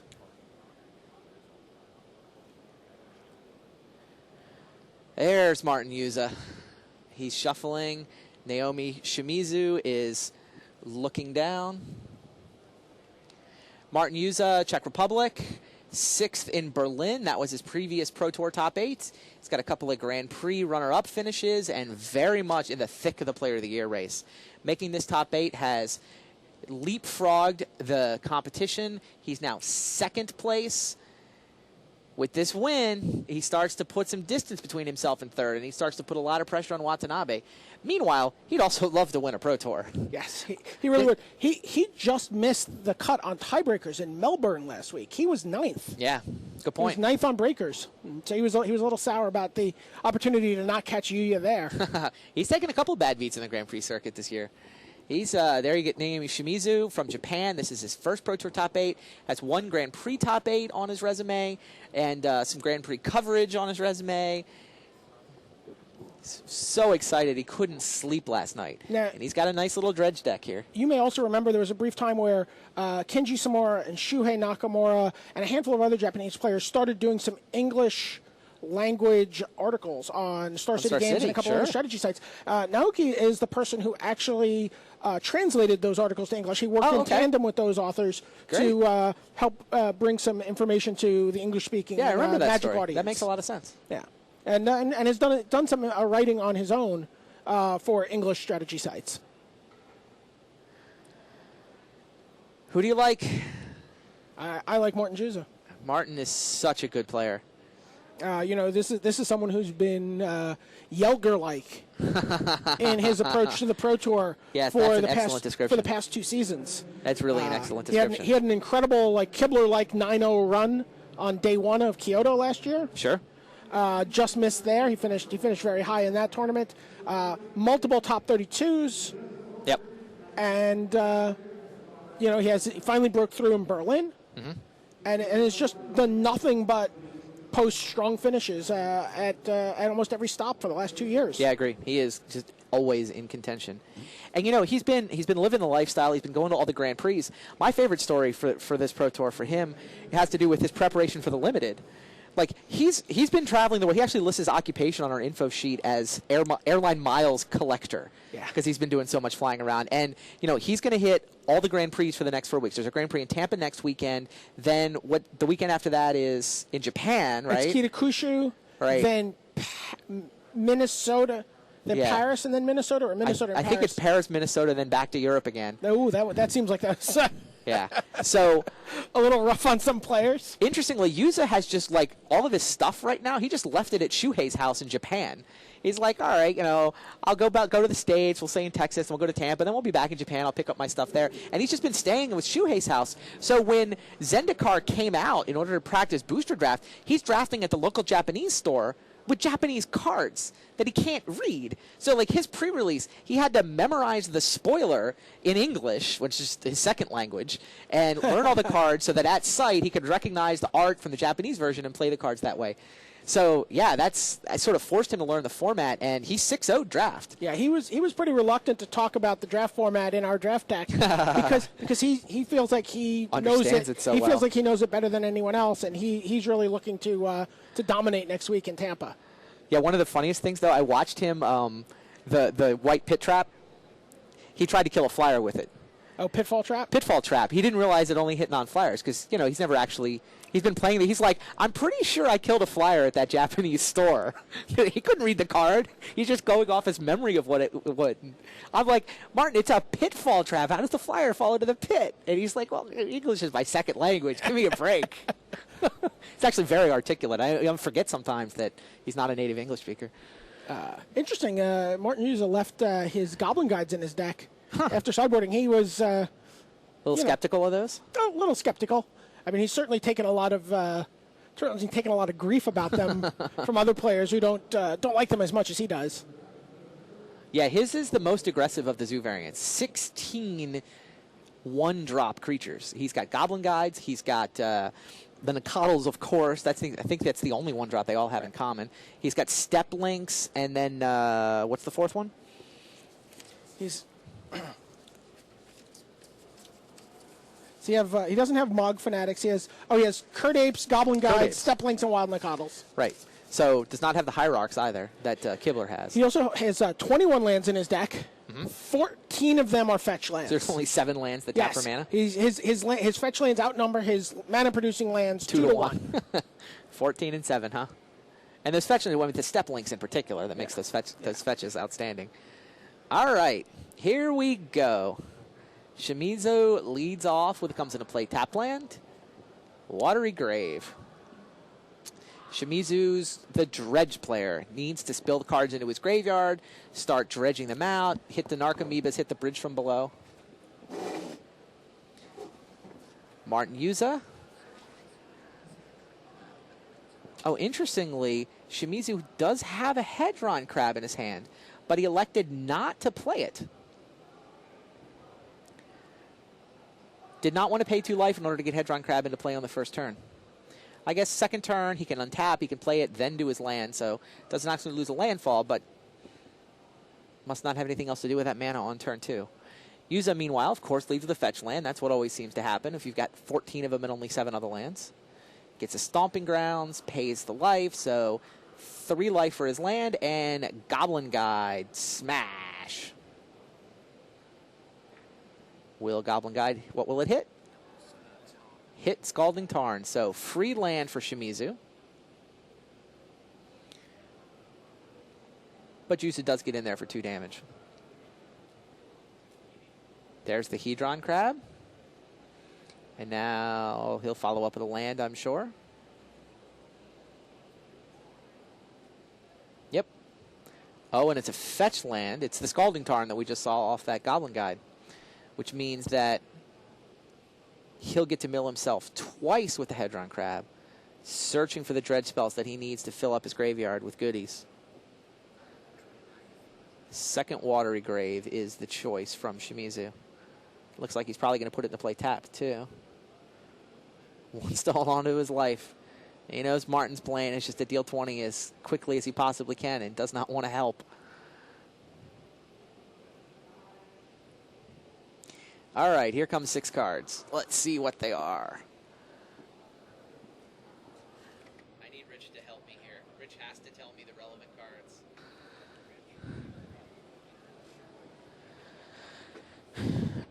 Relevant cards. So, Megas to the Bazaar, Iona, a Dread Return, a Grave Troll, and a Bridge from Below. So, it looks like the only Dredge card is a Grave Troll. That's not the most exciting one. That's only Dredge 2. Oh, the Grave Troll, not the Thug. The Grave Troll, sorry. You got the good one. So that's pretty much pretty close to exactly what Shimizu was looking for. He's got the Grave Troll, so he's got his best Dredge card. He's also got the Bridge from Below.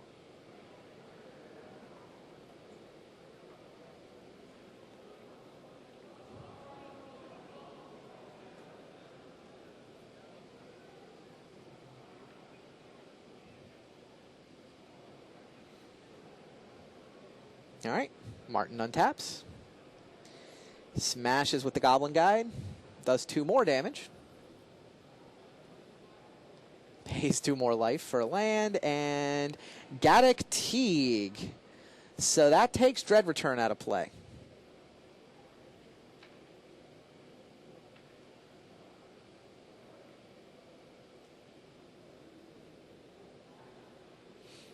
And now what? Now Shimizu untaps. And is he going to dredge here with his draw phase, or is he going to draw a card off the top?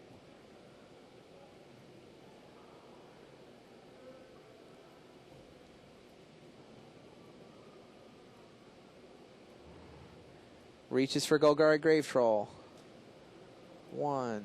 So, all right. I'm blind, Rich. Needs to help me.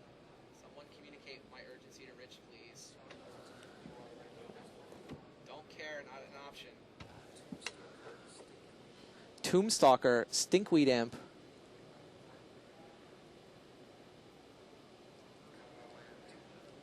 Couple of land.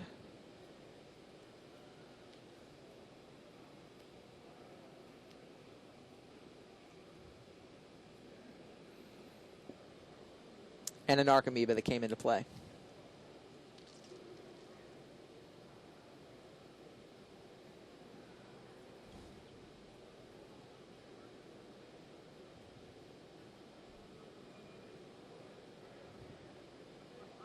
Shimizu stares at his graveyard, trying to figure out what to do. All right.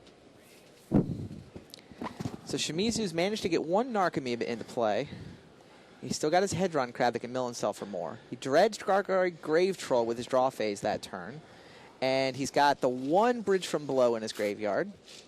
He's also got a Dread Return in his graveyard, although it has been turned off by Martin Yuza's Gaddock Teeg. Gaddock Teeg is quite good in this matchup.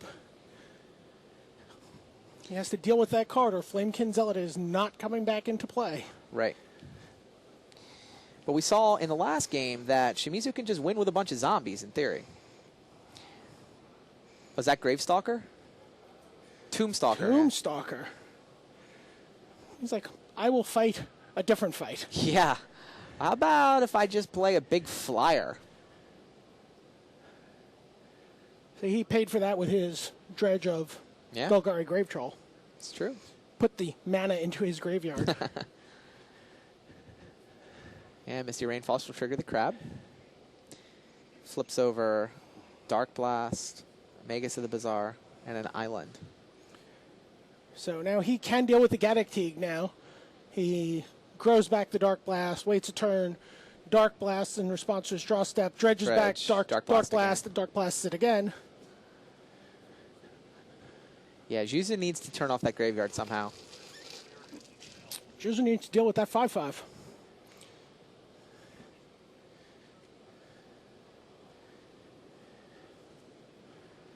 Yeah, Juza seems like he's going to need to draw one of his 3 hate cards.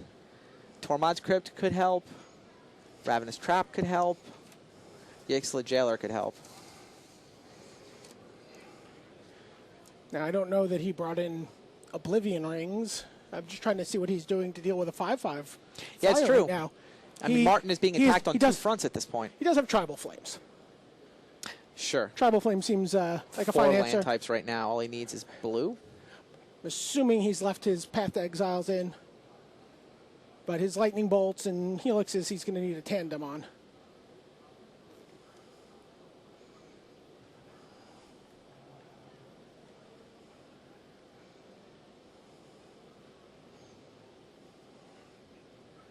Interesting tension between the Goblin Guide and the Hedron Crab.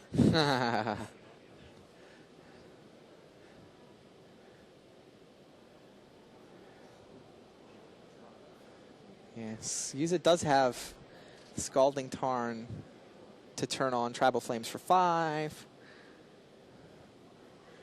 But he makes a Tarmogoyf.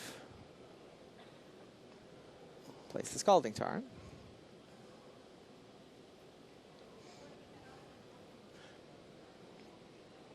Does he just ship the turn here? Yeah.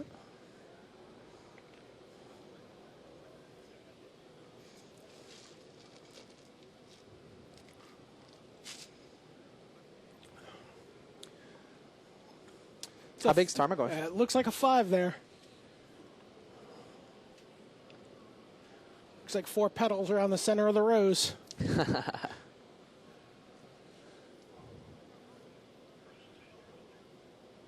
That's a 5/6 Tarmogoyf.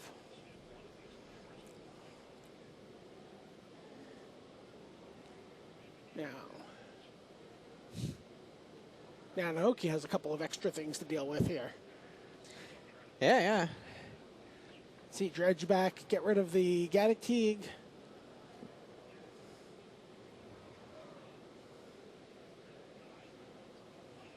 Which is over 2 turns for him to do that. Yep. He has to dredge back this turn, and then at the start of his following turn, he's able to do that. And that brings Dread Return into play, which isn't awesome yet, but might be later. Right. Oh, he's gonna mill himself a handful of times between now and then with the Hedron Crab, and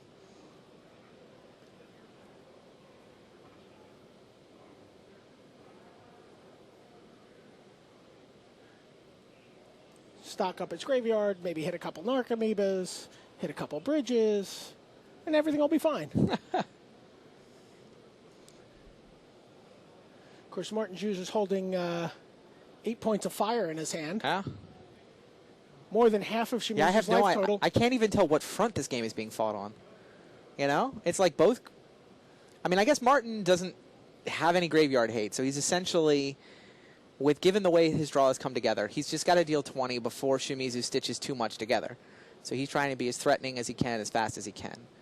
Shimizu, sure, he's got the graveyard thing going on, but he's also got the 5/5 flyer.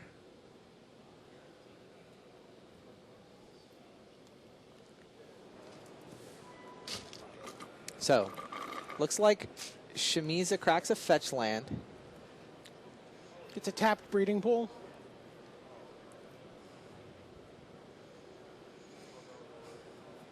That'll trigger the crab.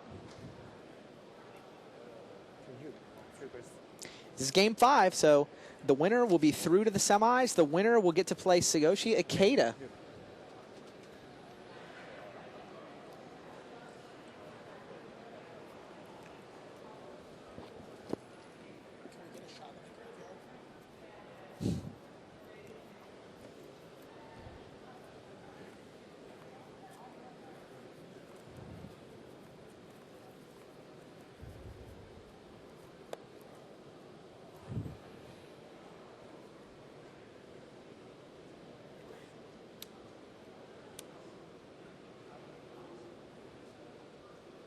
So Dark Blast comes back from Noki's graveyard.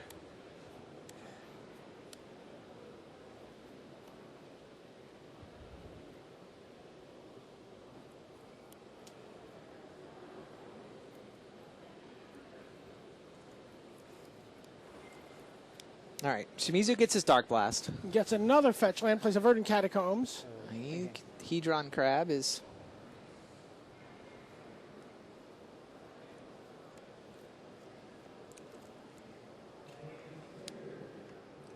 Can you tell them that all of this is coming over the programming?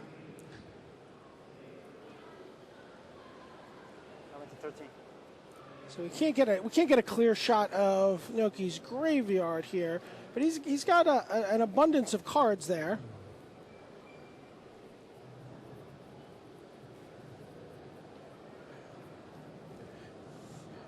Six cards to you. Convention Center sounds like we've been pulled up into a living tsunami. That's just a little bit of static on our end.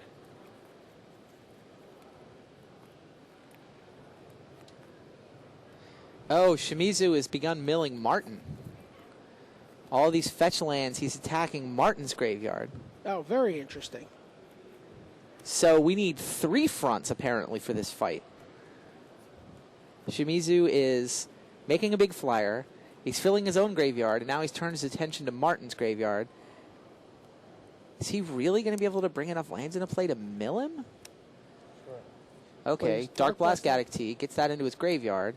Now he just needs a draw effect from something. Place Ideas Unbound. Ideas Unbound, that'll do. So he'll bring back Dark Blast and Dredge. Handful of cards. Now what does he do for the rest of Ideas Dredging a Unbound? Stinkweed Imp. Dredge a Stinkweed Imp, okay. Here comes That's it. 7 more. Just hit another Stinkweed Imp and a Golgari Grave Troll and a Bridge. And an Archimedes. And I think he's got 1 Ideas Unbound card left. He does.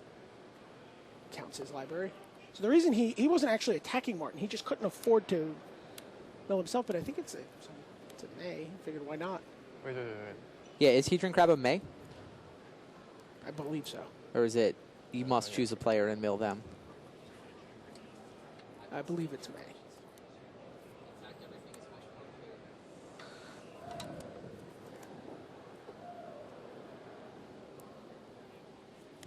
All right, so Naoki Shimizu is resolving Ideas Unbound. He's got 2 Narcomoebas going into play.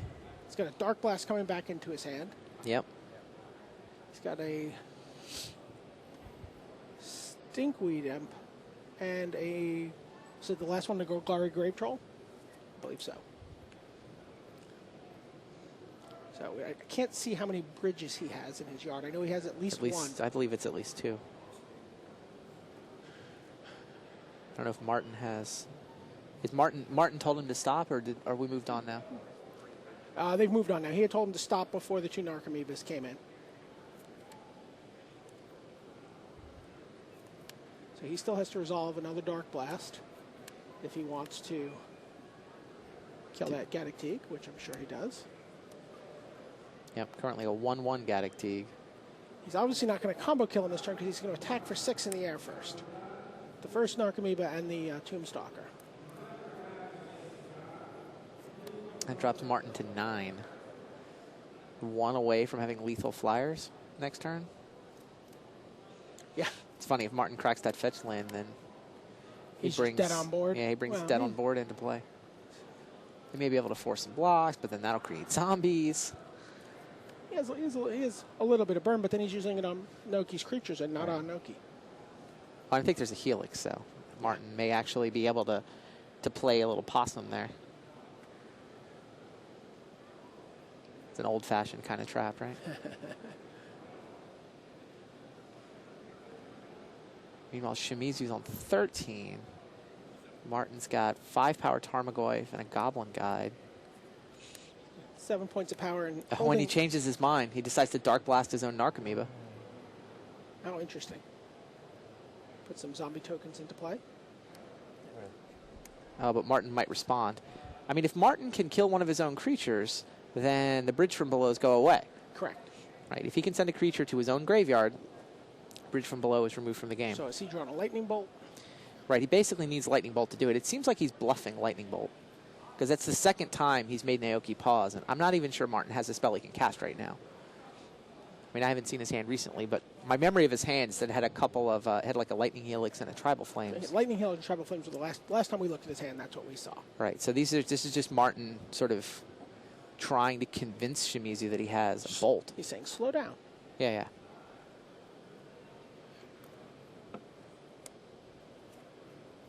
So, okay, Dark Blast does resolve. And he gets And like we two- said, Shimizu's decided, I'm not going to kill Gaddock Teeg. Instead, I want 2 zombies. And now he has to discard cards to resolve Ideas Unbound. Right, because it's the end of his turn. And he discards Golgari Grave So Troll, 3 bridges. It's 3 zombies, actually, not 2 zombies. Oh, 3 bridges. And a land. So he has 2 more dredge. Yeah, that makes it awfully hard for Martin to attack. What Martin needs is a second Tribal Flames. Second Tribal Flames is actually lethal. Like, he can burn for 13 if he can draw Tribal Flames off the top. I mean, he'll probably need to do the Helix first so then get enough life to survive Shimizu's attack. Takes 7 in the air. I don't even know if he survived Shimizu's attack currently on the board. Well, he's also got a Path. Right. Tribal Flames, Path, Lightning Helix. Oh, maybe it was Path he was thinking about. Martin had Path in play.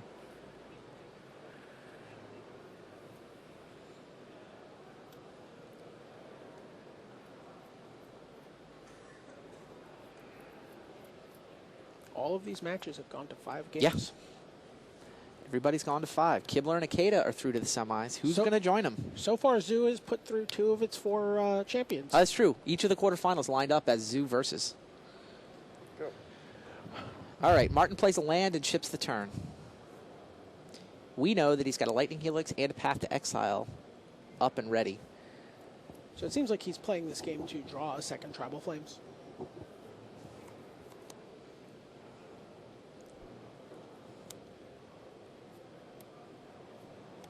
All right, looks like Shimizu reaches for his Dark Blast. Dredges so that that can be his draw for the turn. Tombstalker, Dread Return. Tax for. And this is not lethal on board, right? Because he can block all 3 of the zombie tokens. Right, right. So this is So 7 would in the take air. Martin to 2. Right. He's threatening to win next turn with Flyers. Martin should Path the Stalker, right? I believe so. Yeah, I think you got to Path the 5-power guy. Probably buys you a turn. Gives you the most turns. Yeah, I don't know what else. I mean, I guess he's worried about Dread Return, and he doesn't want to open up a loss to the giant, But yeah, I think he's got to Path the Flyer. Yeah. And that's exactly what he concludes as well. So Tombstalker is removed from the game. He's going to take 2 damage from Narcomoebas and fall to 7. Shimizu, of course, has plenty of basics in his deck. Goes and gets 1. He says, I'll target you with the Hedron Crab. Maybe I'll mill away all your Tribal Flames. And why not? This looks like a land and 2 lands on a Curd Ape. Yeah, Kurt Abe in there. It's not terribly exciting at the moment. So Is Martin in danger of getting, like, Oh, yeah. his blue lands milled into the graveyard or anything? certainly a consideration.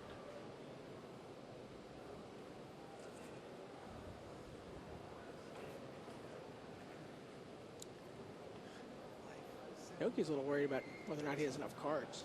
How many cards do I have left? How many answers? Where's in your hand? 3.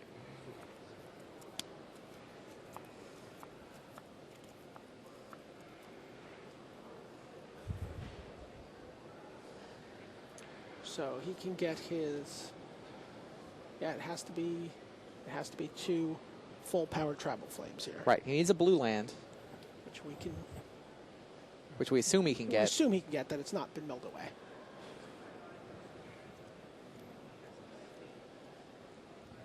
He's got Is the it. Steam Vents in his graveyard? Is that the only blue? Temple Garden, Blood Crypt, Stomping Ground, Godless Shrine, Steam Vents, Mountain, Sacred Foundry. No, Sacred Foundry is blue, right? No. Sacred Foundry is red-white. So he can't get a blue mana He cannot. because his only blue mana has been milled by Hedron Crab. Is that really what's going to decide this game? Well, I mean, he also would have to draw. Okay, so draw the second Tribal Flames, but it's not even in play if he can't get a blue mana. Like, how's he going to deal 13? He's got to get through for damage somehow. Or he's going to have to draw, like, 2 burn spells. Which he doesn't have time to do. No, I don't think so. All right. Juiza draws. A Yixlid Jailer. That's not enough. It's pretty relevant. I mean, doesn't it reduce Shimizu down to the 2 Narcomoebas? I guess he can kill the 2 Narcomoebas. Yeah, he can and in play theory kill the Jailer. 2 Narcomoebas, but there's enough zombies over there.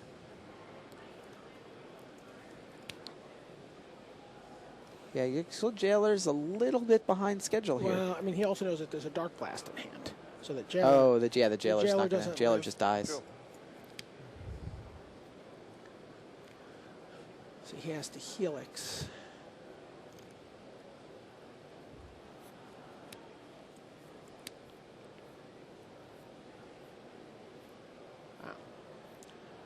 Yeah, we've got one match queued up waiting for you. After this finishes, we'll watch whether Yuya Watanabe versus Hunter Burton and find out who the 4th member of our semifinal will be.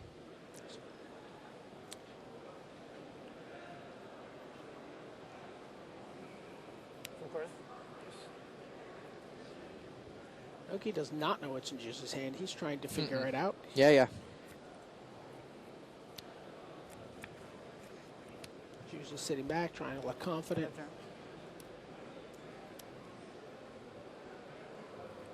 Says, I'm going to make some more zombies here and just overrun you. Kill my Narcomoeba.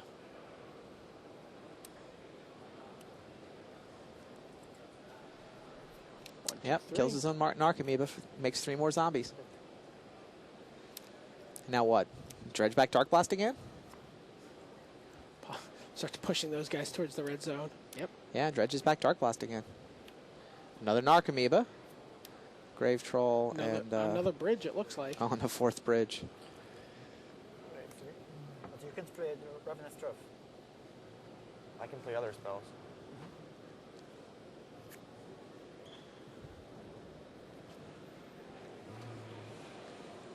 I don't see how Martin pulls this off.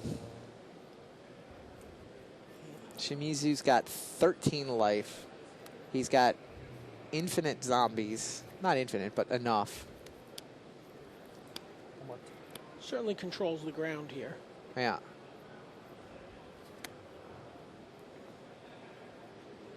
And looks like the zombies are heading in. So 6 zombies. Juiza can block. He can eat one with a Tarmogoyf. He has to block with. He can Gaddock block Teeg. one with Goblin Guide. Has to block one with Gaddock Teeg as much as he would. Well, I guess he can. I mean, Helix. his Lightning Helix means he doesn't actually die to this. He's keeping Dread Return at bay, but he knows that there's another 4 tokens in his future right now, assuming that there's a Dark Blast in response to his guys dying. Remember, when his guys die, Well, he can kill. Can he kill the guy? Oh, he can. when his Goblin Guy dies, the bridges are going to go away. Oh, right, right. But without that island, there's not enough reach even with a top decked. Is he going to be able to attack on the ground? Sure. To you. Helix to the face. So that'll get him up to 10 so that he can survive 9 damage here. 10 to 10. 2, 4, 6, 8, 9 damage coming through. Jesus going to leave himself at 1. Kill the bridges, but Which, Naoki's just going to respond and Dark Blast his other Narcomoeba, I would assume, and just get 4 more goblins to clog up the ground. 4 more zombies to clog up the ground. Yep, that does seem like the right play.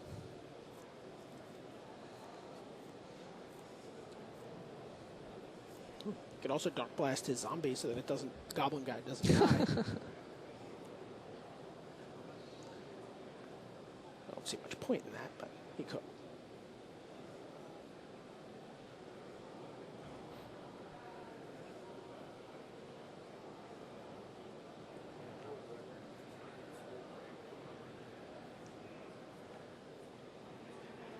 Before damage.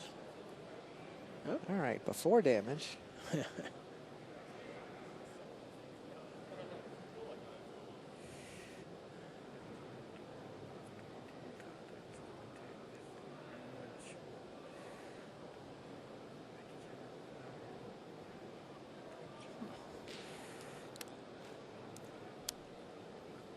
Does the one Dark that's- Blast, the unblocked Narcomoeba, rather than the untapped Narcomoeba. It's like putting him at 2. He's content to put Juza at 2 Sure. and get 4 more zombies. He would just rather keep more guys More back. blockers, yeah. Resolve. Now, damage resolves. Goblin Guy dies to that 1 zombie. That'll trigger all the bridge from below. All 4 of them get removed from the game. Apollo. Martin needs to draw Pyroclasm. Pyroclasm would be really good here. Unfortunately, not in his deck. He drew the second Tribal Flames. Did he really? Yeah. Yeah, Shimizu's at 10. 2 Tribal Flames would do it if he had all 5 land types, but But he only has 1 island in the deck. there's always a chance we're missing something, but I don't see where the blue mana comes from for the full power Tribal Flames. All right. Martin lines up an attack. And he only has 7 lands. That produce mana. He can't afford Yeah. that much. He can't even, it's 2 fetch lands, right? Yeah. He can't even afford to crack them both, which is what he would need to do That's true. in order to cast 2 Tribal Flames. So yeah, tries to attack for damage, but Shimizu, of course, attacks. Does not take anything. Shows him 2 Tribal Flames. Not enough? Both? You play both? No, I can't play it because I have double. Concede? Yeah. Yeah. Martin just Naomi And I don't Shimizu even wins have the match. Blue-red land because it milled, the crab milled the blue-red land. in like turn So one. the Yeah, sort Martin of Juza like, figured out those random Hedron crabs. what could go mill- wrong with me milling you? I mean, there's no randomly took the only blue mana out of Martin Juza's deck, was unable to turn on Something. double Tribal Flames. That game, I think Juza wins that game if he can loss. go I get don't- the blue land. I'm not even sure. I'm not sure that he does though. He can't afford to sack the land. He would have done it earlier though. Sure. Like he could have played it to. He could have played the top deck Tribal Flames that turn and be playing for lethal. I feel like he could have played He it a could little play bit. the game differently, but he still has to draw the cards in the right sequence. And Yeah, that's right. So Martin Juza loses. He will be second in the Player of the Year race when the dust settles from this weekend. Shimizu wins 3 games to 2. All 4 quarterfinals have gone to 5, and we've now got 2 Zoo decks through the semis, and they're being joined by a Dredge. Watanabe versus Burton is this similar archetype battle. It's Dredge on one side, it's Zoo on the other. So, an interesting note about where we're at on the semifinals right now. Martin has obviously been hanging around with the Japanese players. He's going to be in Key West hanging out with Japanese players. He noticed that of the top 30 players going into day 2, Yep. 10 of them were Japanese. Yeah, it's like every third player. So Yeah. every third player. Going into the semifinals, it could be 3 out of 4. It could be 3 out of 4. Yeah, Depending no, on it's how true. you handle. It was handles 3 of the yourself 8 as in the top, 3 of the top 8. And now we're 2 of 4. Yeah, 2 of 3. Well, yeah. Let's take a look at this matchup. This will be the last game of the quarters. Hunter Burton, the hometown hero, He's from Texas, American player. It's his first PT top 8. He does have a Grand Prix top 8 on his resume, and he shuffled up a Zoo deck, not the typical build. Molten Rain is really the key card that differentiates his deck. The other card that he's running that not many other people have is Geopede. So he went all the way up to 8 landfall monsters. You know, fetch land for a land. Your Step Lynxes can go to 4 power. Your Geopedes can go to 5 power. Although, to be fair, he's not been real happy with the Geopede piece of the engine. He cited those out quite often. Yeah, he's been sideboarding out Geopedes. They're just not worth investing 2 mana in, it turns out. But the Molten Rain, the decision he made to run Molten Rain, he is convinced was absolutely spot on. He felt like everybody should be running these. They're just awesome. And they have served him well. He has yet to drop a match of Extended. 9-0-1 on the weekend so far. And he went up 2 games, but Watanabe came back. Watanabe won Game 3, won Game 4. He's trying to go to the semis. He was on the team last year. He's got 4 Grand Prix top 8s in a row, a couple of Grand Prix wins. He's the leader coming into this tournament in the Player of the Year race. He's now extended his lead over most of the competition. Yuza has kept pace with him, but Yuza was a good 8 points behind him, so if Watanabe wins here, he opens up a double-digit lead in the Player of the Year race. People really comparing this to the run Kai Bude had, where he had 3 Grand Prix wins, setting up his first Pro Tour top 8 at Worlds 99, which he then won. He was the world champion. He was the Player of the Year. Everybody at the time was like, who is this Kai Bude guy? But the people who'd been watching the Grand Prix circuit knew all about him. And to be fair, Yuya comes in with a little more advanced billing. He's got a Rookie of the Year title. He came right out of the gates onto the Pro Tour, did some strong finishes, strong Grand Prix finishes, enough to rack up Rookie of the Year points. Yeah, Kai couldn't win Rookie of the Year that year. The competition was way too hard. Yeah, Kai's Rookie of the Year was 97, where I won the Rookie of the Year title. So you'll always have that over Kai. I guess. I did not exactly headline the class, though, for the Hall of Fame. So Hunter also has some recent GP success. He did top 16 Grand Prix Seattle. All right. Yeah, I believe that's how he qualified for this event, actually. Yep, that's where his invite comes from. So is that a 1-2 Tarmogoyf? Looks like 2 lands, yeah. It's a 1-2 Tarmogoyf. They have a tendency to they grow up so fast. They do grow up pretty fast. So Watanabe cracks a fetch land for a Watery Grave. At the end of his turn, he's conserving his life total. Yep.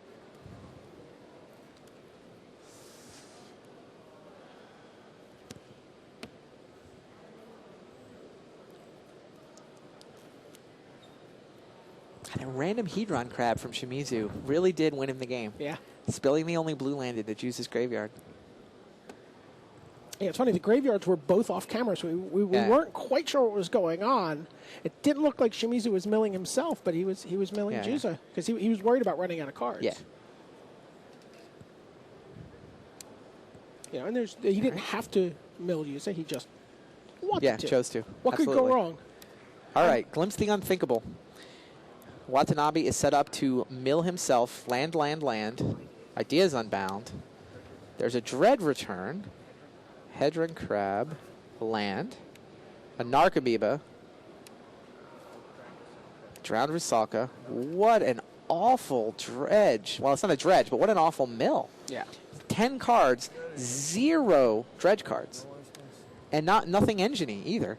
No bridges, no dredge. He did get a Dread return, but there's nothing to bring back with it. Just the one lonely Narcomoeba.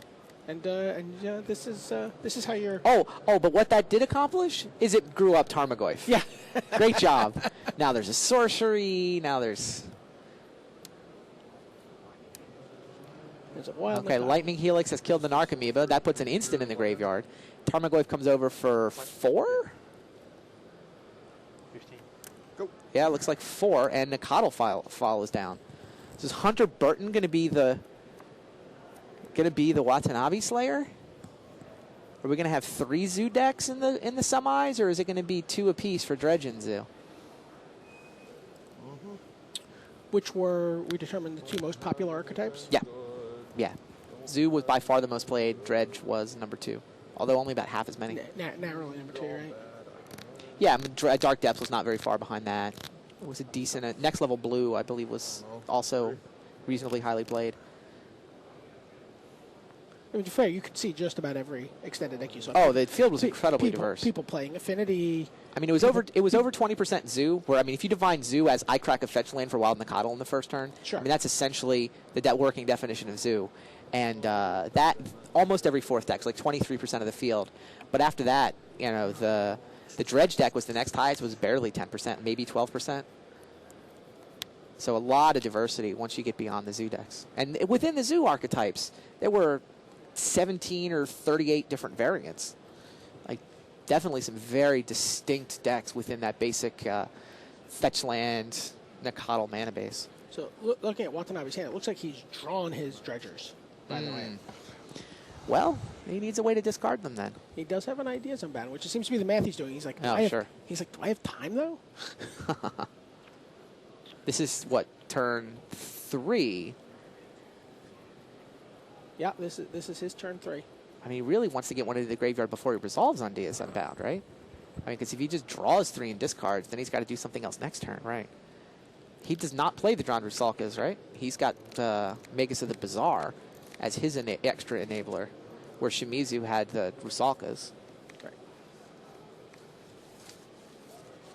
So just for you at home, Watanabe's list is 4 Hedron Crab, 4 Rusalka, 4 Narcomoeba. He has 3 Bloodghast, 4 each of Troll and Imp, a Life from the Loam, 4 Glimpse, 3 Ideas, 4 Bridge from Below, 3 Dread Return, a Sphinx, a Flamekin, an Iona, and then a bunch of lands.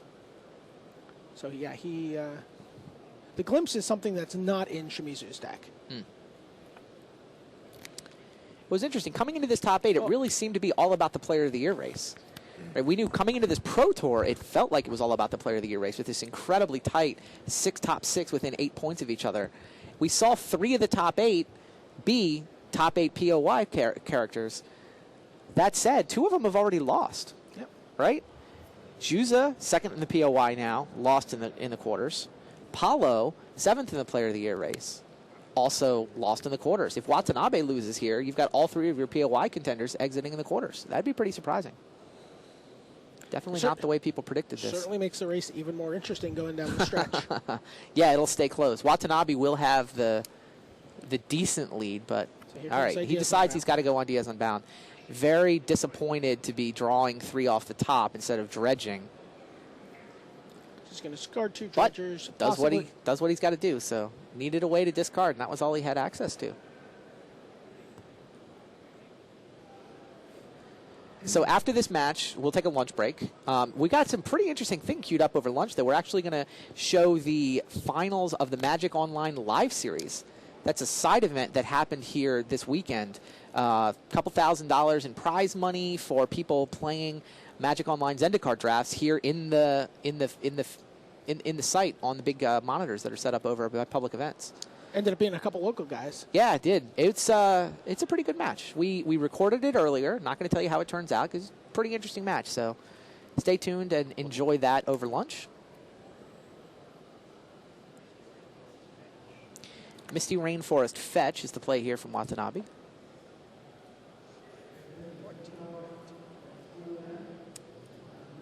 Basic Island. Concerned about. Does have 1 Molten Rain target, though, so yeah. 1's probably enough. Gives it a good shuffle. What's he got? Does he have anything to do with that 1 island? Don't believe he There's does. not much, right? I believe he's just going to cross his islands and hope he doesn't die next turn. Not that much danger of dying, right? 3, 7. I guess he gets to 7. Then Hunter does not have his lightning. Oh, he bolt. does have Drowned Rusalka. Okay. Oh, it's Glimpse versus the. What am I? Sorry. Yeah, Glimpse is the Magus was the different card, right? They both have Drowned Rusalka, but one has Magus. Okay. one has Magus and one has Glimpse. Glimpse, the Unthinkable. Yeah, sorry, I misread those deck lists. Double Bloodghast and Golgari Grave Troll were the discards. He's going to Helix that. Helix the Rusalka. I don't like your shenanigans. No bridges in all of that.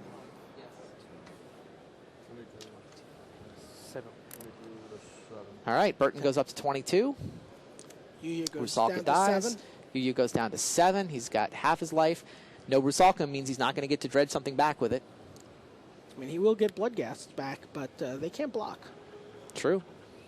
Spends his turn dredging a Grave Troll. What does he get? Needs some help. He's got Narcomoeba. Hedron Crab doesn't help.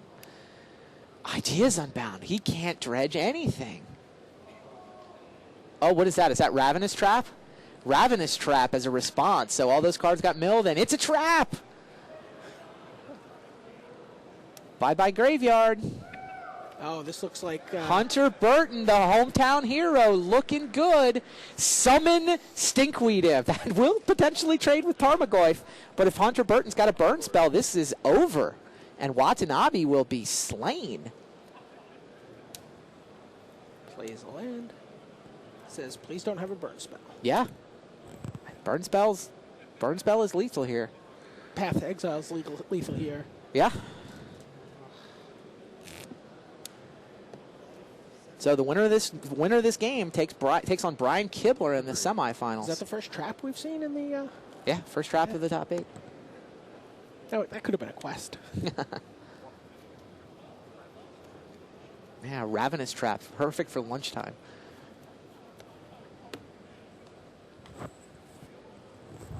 Hunter Burton draws his card, and looks like he's lining up an attack.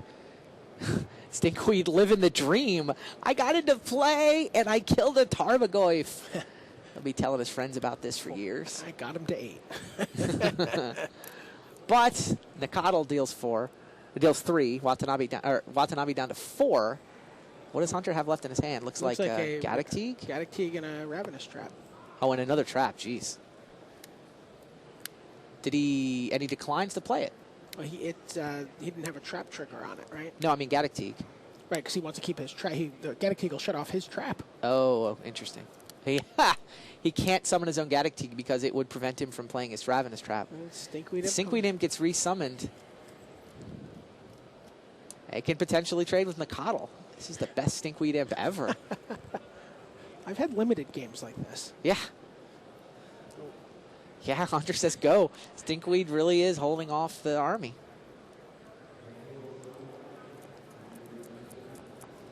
And the fact that Stinkweed Imp, he got it into the graveyard the old-fashioned way. Right. It's like the trap nailed his graveyard, but Stinkweed went into play, died in combat, able to come back, and now here's a Dark Blast getting dredged. Jeez. How many cards do you need to trigger the trap? Do you have to mill? No, the trap is if one of... if one of your... It's 3. It's 3? Yeah. All right, summons an additional Stinkweed. Stinkweed getting in there on the attack.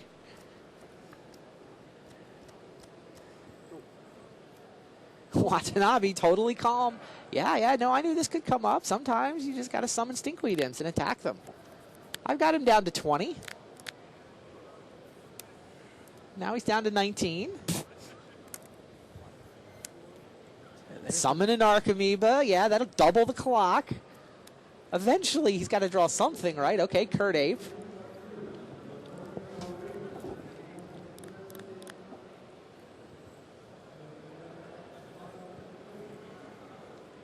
No dredge from... Yeah, just drawing off the top for Watanabe.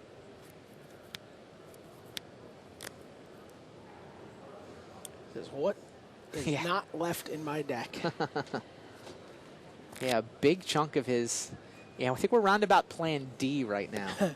Big chunk of his graveyard has been removed by Ravenous Trap. I think Stinkweed Imp attacking is flattered to be called Plan B.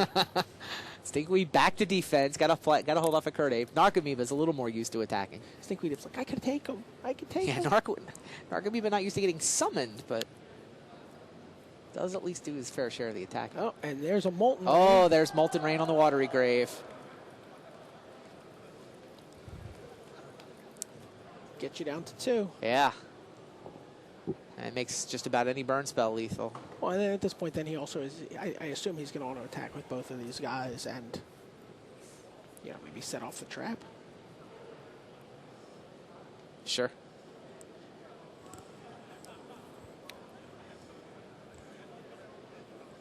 What's Watanabe thinking about? He's looking at his hand, whether he wants to maybe Dark Blast something before combat. Oh, sure.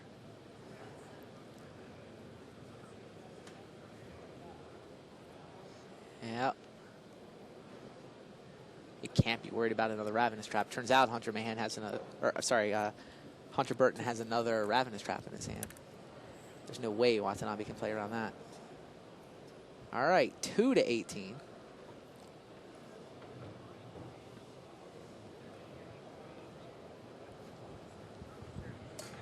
Would you not attack there into both of those It and seems just like attack. get rid of you his both die. You and then- trap the graveyard. and you get rid of his You get the Dark Blast too. you get the Dark Blast and both of his Stinkweed Imps. Yep, yep. He has to block, It looked tempting. and then you just get him on your next. I guess he's just like, all right, I'll just keep playing spells. Plays a Tarmogoyf. I mean, he's going to draw a Burn Spell or a Molten Rain before Yeah. anything. Guess there's no reason to get super tricky.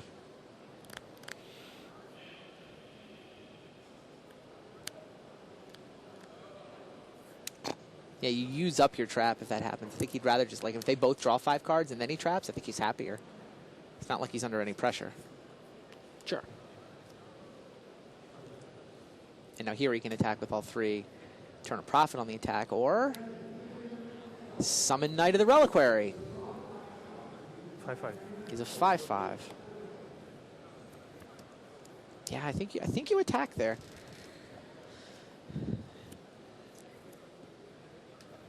Yeah. No more attacking. Watanabe is forced to leave everybody on defense. There's a wild Nikadal. Nikadal. Hunter Burton wants to win it with this one attack. He's like, I just want to have the numbers. Yeah, okay, he's good to go. Gets a Treetop Village. Sure. He's got Hunter Burton. You hear a smattering of applause from the Texas Yeah, crowd.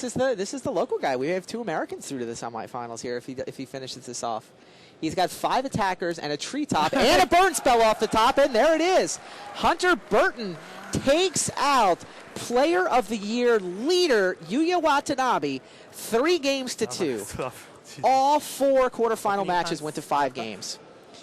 3 of them were won by the Zoo players. Shimizu wins with Dredge. So in the semifinals, it'll be Tsuyoshi Ikeda with Spectral Zoo playing against Naoki Shimizu's Dredge deck. Ikeda took out Paulo Vitor Dama de Rosa, denying Paulo any more points for the Player of the Year race.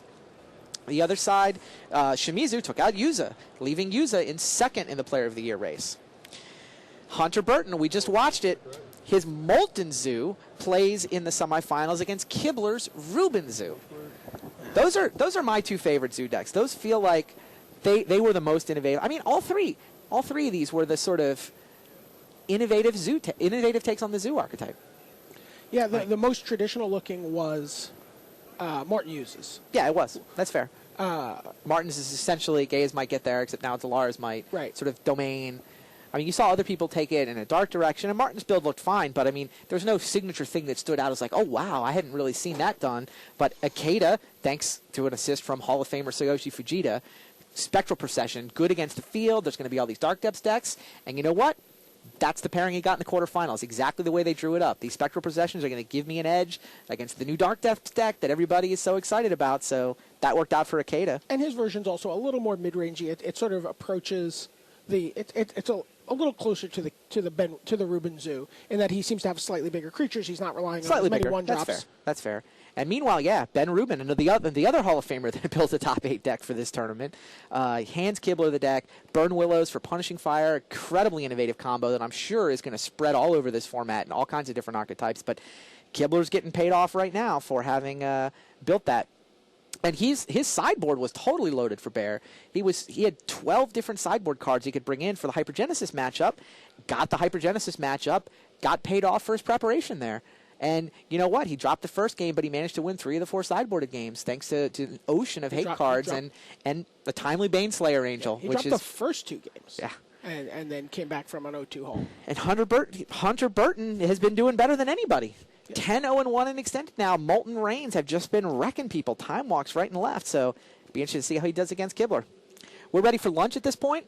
Stay tuned. We'll watch the Magic Online Live Series Championship match. And we'll be back with the semifinals after lunch. So stay tuned.